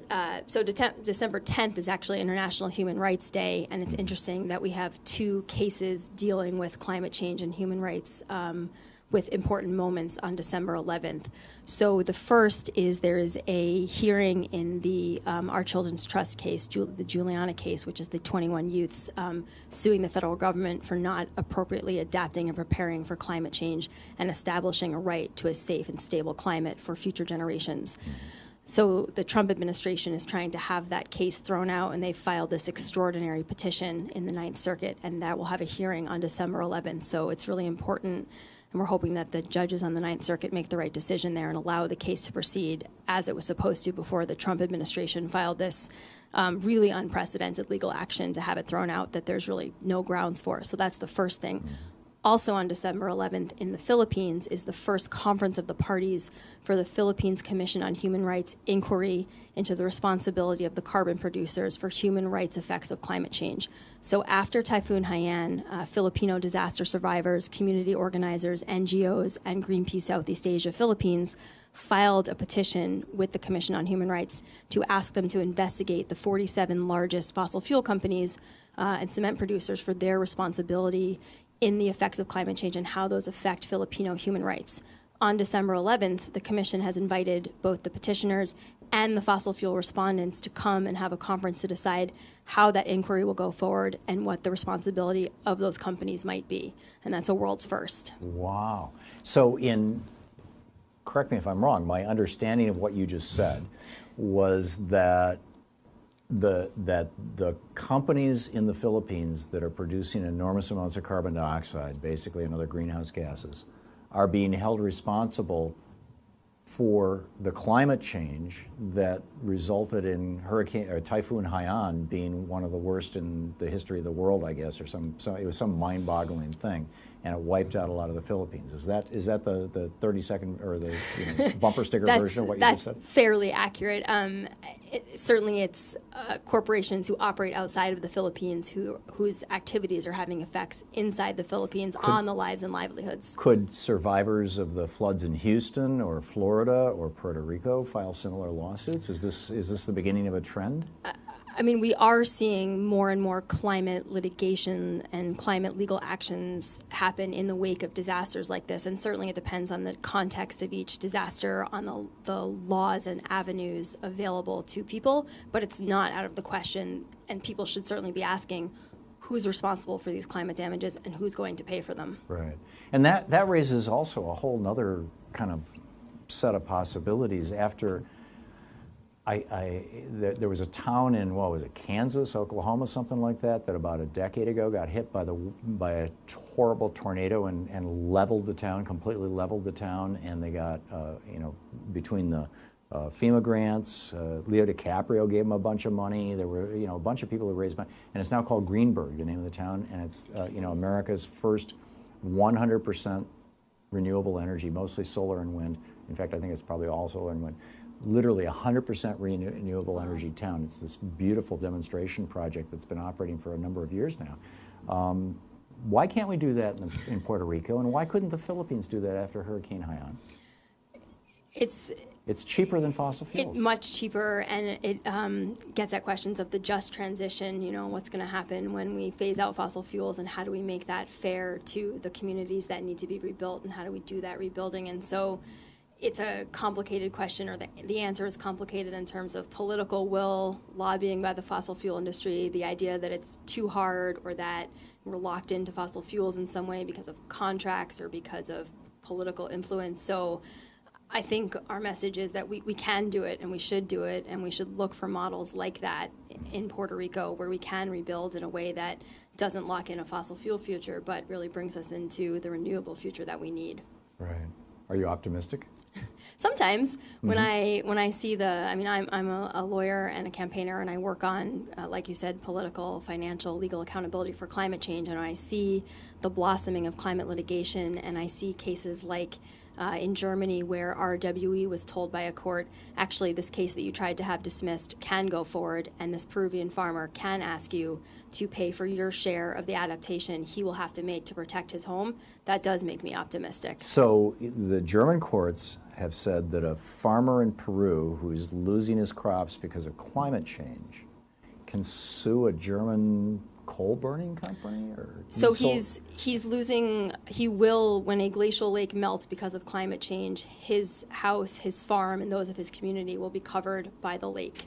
And so he sued RWE, a German energy corporation, for their share of their contribution to climate change. And so it was calculated that RWE's share was 1% of global emissions since 1750. That's huge. Half of 1%. I apologize. That's still huge. It's still huge. And the court said we are allowed to go to the evidentiary phase to see if we can attribute this glacial lake melting to RWE, and they should pay for the adaptations that this farmer and this community will need to make. That's a huge precedent. Yeah. In our first hour, we were talking with your general counsel, Thom. Where to go? Thom Whitterer. Yeah, Thom Whitterer. Yeah, thank you. And Annie. And he was talking about everything that Greenpeace is doing to defend itself against lawsuits. Are you involved in proactive lawsuits like the RTE lawsuit in Germany? Outside of the U.S., a number of Greenpeace offices are instrumental in some of these cases in supporting them and bringing them and fostering them. And that's because climate justice really needs to be achieved everywhere, and it's different in every country. So there's a case in Switzerland where almost 1,000 Swiss women have sued the federal government for not adequately protecting them from the effects of climate change, because senior women are disproportionately affected by heat waves, which thousands of or extreme cold. So that's one of the cases. In the Philippines, disaster survivors, climate change is really a human rights issue, and so we've really been supporting that effort, and Greenpeace is one of the petitioners in that case. So yes, we are, and it's one of our most important initiatives, I think, going forward, because as we recognize more and more what a human rights issue climate change is, the legal avenues are going to be very important for protecting that. And people who want to support what you're doing, greenpeace.org/USA? Greenpeace.org/USA, or Greenpeace Southeast Asia if you'd like more information on the Philippines petition itself. What's the website? Greenpeace.org, I think it's .ph, but if you go to the Greenpeace.org website, you can search for any of our regional offices. There's links to it. Yeah. And that's marvelous. Naomi Age is Greenpeace USA climate organizer. She'll be back with us in just a minute to talk a little bit more about what's going on with Greenpeace here in the United States and around the world. You can tweet Naomi at Captain Planet, CPTN, Planet, PLANETTE. So send her a note, say thanks for being on the program. We'll be right back.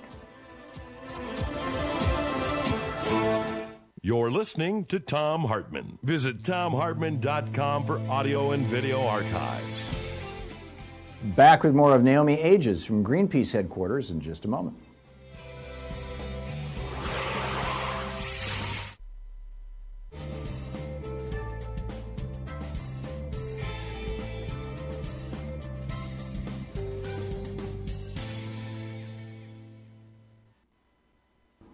We're back with Naomi Ages of Greenpeace. So what else is on your mind? What's going on here with Greenpeace that we need to know about? I think it's these cases that I've been talking about are really important in terms of what we can do right now when it feels like there's a lot of attacks on climate policy, there's a lot of attacks on the environment. These cases aren't going away. In fact, there was a hearing for the Massachusetts and New York Attorneys General investigation into what Exxon knew about climate change and then what it did with that knowledge over the past 2 or 3 decades just last week. And Exxon had what we would say was a terrible day in court. The New York judge was not having any of their arguments for why the case should be dismissed yet. And so the decision will come in early 2018, but it seems that from what happened in court, the investigation will be allowed to go forward and Exxon won't be able to have it dismissed like they were trying to do. Mm-hmm. So, and that's just here in the U.S. I think outside of the U.S., we're really seeing where climate litigation is making a difference. And it's not just the legal wins themselves. It's the fact that this communicates risks to investors. These fossil fuel companies can be sued, can be held accountable. You shouldn't be putting your money into these projects. You shouldn't be putting your money into these corporations. Norway is trying to divest $35 billion from oil, gas, and coal stocks. That's a huge signal to the market. Yeah, especially since Norway is one of the world's largest producers of oil. That's right. I mean, at least on a per capita basis, I think generally speaking, they're a major. That's right. And so, they say that because they're doubly exposed from both their state oil fund and from their investments in other oil companies, it doesn't make economic sense for them to stay on both ends. And so they're trying to pull their money out of those stocks. Right. That's something to really be positive about. And I think the more we can prove how financially risky the fossil fuel industry is, the more you're going to see that happening.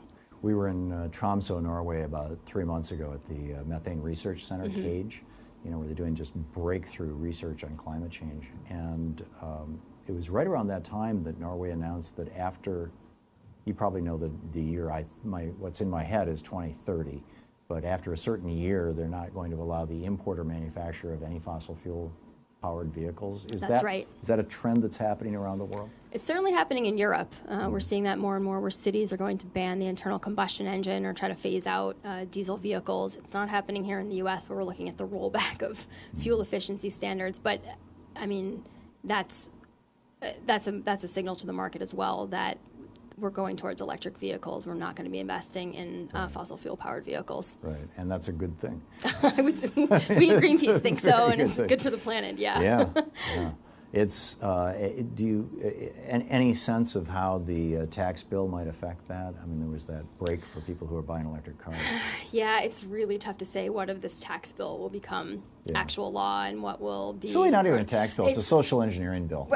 Yeah, disguised as a tax legislation. It's Reinvent America bill. I mean, they even have fetal personhood in the damn thing. That is absolutely terrifying. Cory Gardner is so excited, the senator from Colorado. He finally got it in there, Yeah, I think Ted Cruz was excited about it as well, from what I understand. No doubt, all of our greatest champions there of female reproductive rights. Yes, these right-wing patriarchs or right-wing advocates for patriarchy, for lack of a better way to say it. It's a monstrosity of a bill. I do not think it's going to be good on the whole for climate policy, any kind of. Okay, Naomi Ages is with us here at Greenpeace headquarters. We'll be back with more right after this.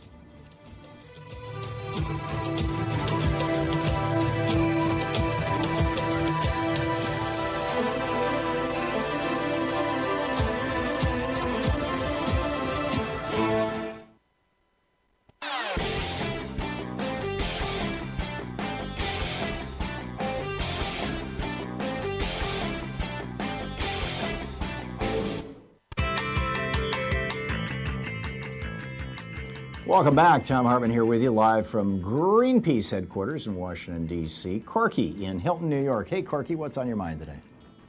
Yeah, hello, Tom. I think we ought to have a standard for politicians. And we ought to take a page out of the Republican playbook. 2018 is coming next year. Let the voters decide whether Al Franken should stay in his seat. Oh, he's not up for re-election in 2018, I don't believe. I'm pretty sure he's got another 4 years or 3.5 years to go. Well, that needs to be changed. If you're... well, you're not going to change that, Corky. You'd have to change the Constitution. No, well, I didn't know about that. But I'm getting sick of this. We got an open... I agree, and actually, I'm not getting sick of it. What I'm getting sick of is the way that right-wingers are portraying the left-wing failures in a way that completely obscures, centuries of right-wing failures, and really so much of this comes out of the whole right-wing patriarchal perspective. But, you know, Corky, the closest that it would be possible, my understanding of, you know, the Constitution and the law, the closest it would be possible to do something like that would be if Al Franken resigned and then ran for his own seat. You know, if he were to resign, the governor was to appoint somebody to replace him, then that seat comes up for re-election in 3 years, and then if Al Franken ran again. But, you know, I don't know. This is up to Al. Al is a good man. I know Al Franken. You know, Al Franken and I were both on Air America Radio together. You know, I don't know him well like a friend, but I know him as a colleague and an acquaintance. And Al has always struck me as an extraordinary and a decent guy. On the other hand, you know, some of these stories, not so good. So we'll see where it goes, Corky. We'll just, you know, we just have to see where it goes. Kitty in Boca Raton, Florida. Hey, Kitty, what's on your mind? Hi. I absolutely do not think Al Franken should resign at all. There's a false equivalency. He wasn't chasing women around, masturbating after them. He wasn't threatening jobs. He didn't do any of that. I mean, I'm not saying what he did was great or anything, but come on, there's a different level for this. And the thing is, he needs to make things right with those women, not by me, because I'm completely happy with his body of work. If it had not been for Al Franken, who would have held Sessions' feet to the fire the way he did? Al Franken is the reason why we all know that Sessions is the biggest liar there is. I don't want to see Al Franken go because his work is too important, and I don't think that it's the same thing as the Weinsteins, or let's not forget all the anti-gay, gay Republicans that there has been in history that, you know, went after pages and kids, and there's pedophiles and molesters. This is not the same thing at all. He got a little grab. Al Franken is not Denny Hastert. No. And I'm telling you, like, I'm fine with Al Franken. He needs to make things right with those women, but not by me. Not by me as an American citizen.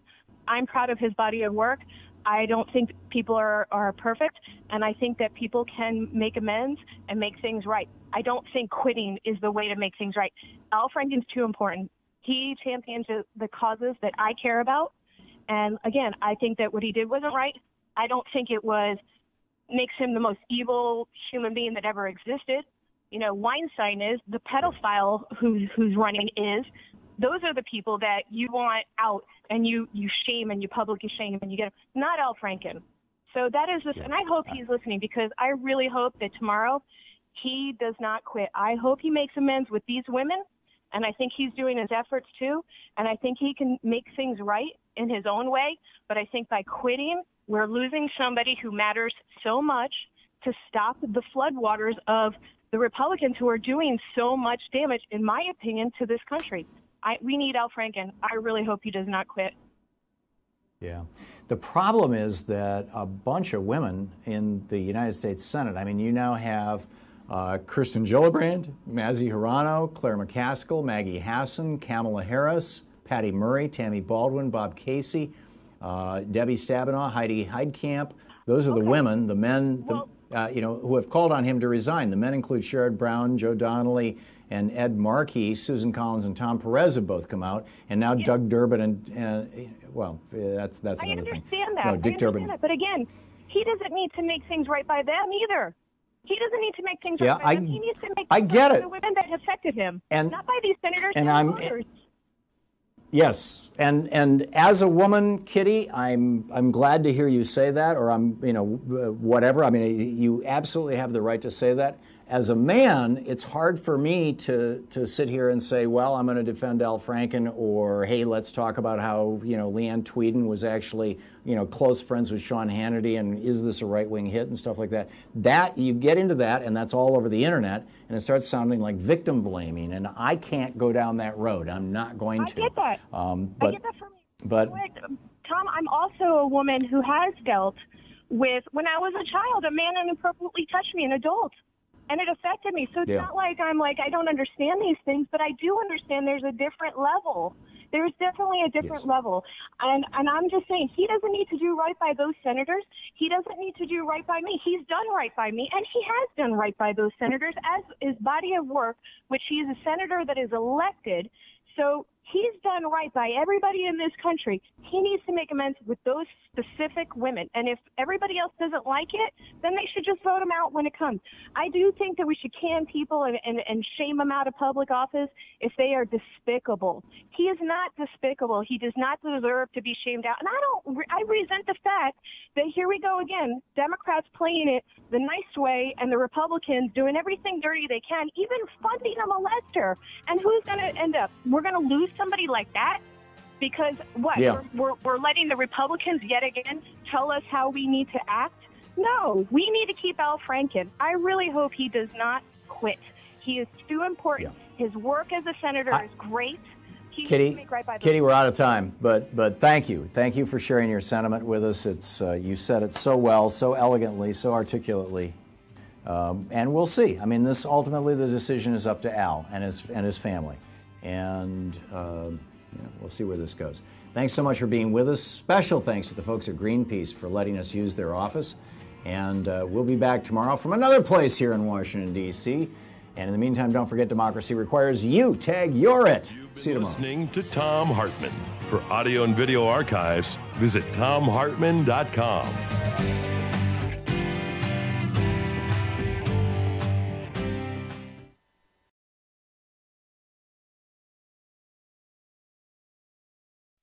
The Thom Hartmann Program is brought to you in part by the Aiden Forecast, an investment newsletter with weekly updates of leading market indicators and a monthly deep dive into what the details of the economy and the markets mean for investors and retirees. On the web at aidenmarkets.com. Wines have some of the highest pesticide levels in our food chain. This hour brought to you by ecowine.com. Pesticide-free wines, organic wines, imported from France by the Organic Wine Company, ecowine.com. Hartmann Program is brought to you in part by Super Beets.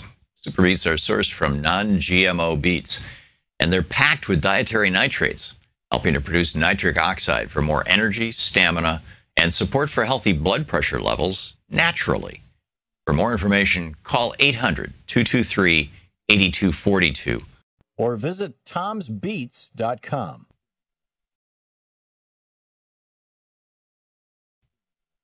Great show today from the headquarters of Greenpeace USA here in Washington, D.C. Congressman Mark Pocan with us for the first hour taking your calls.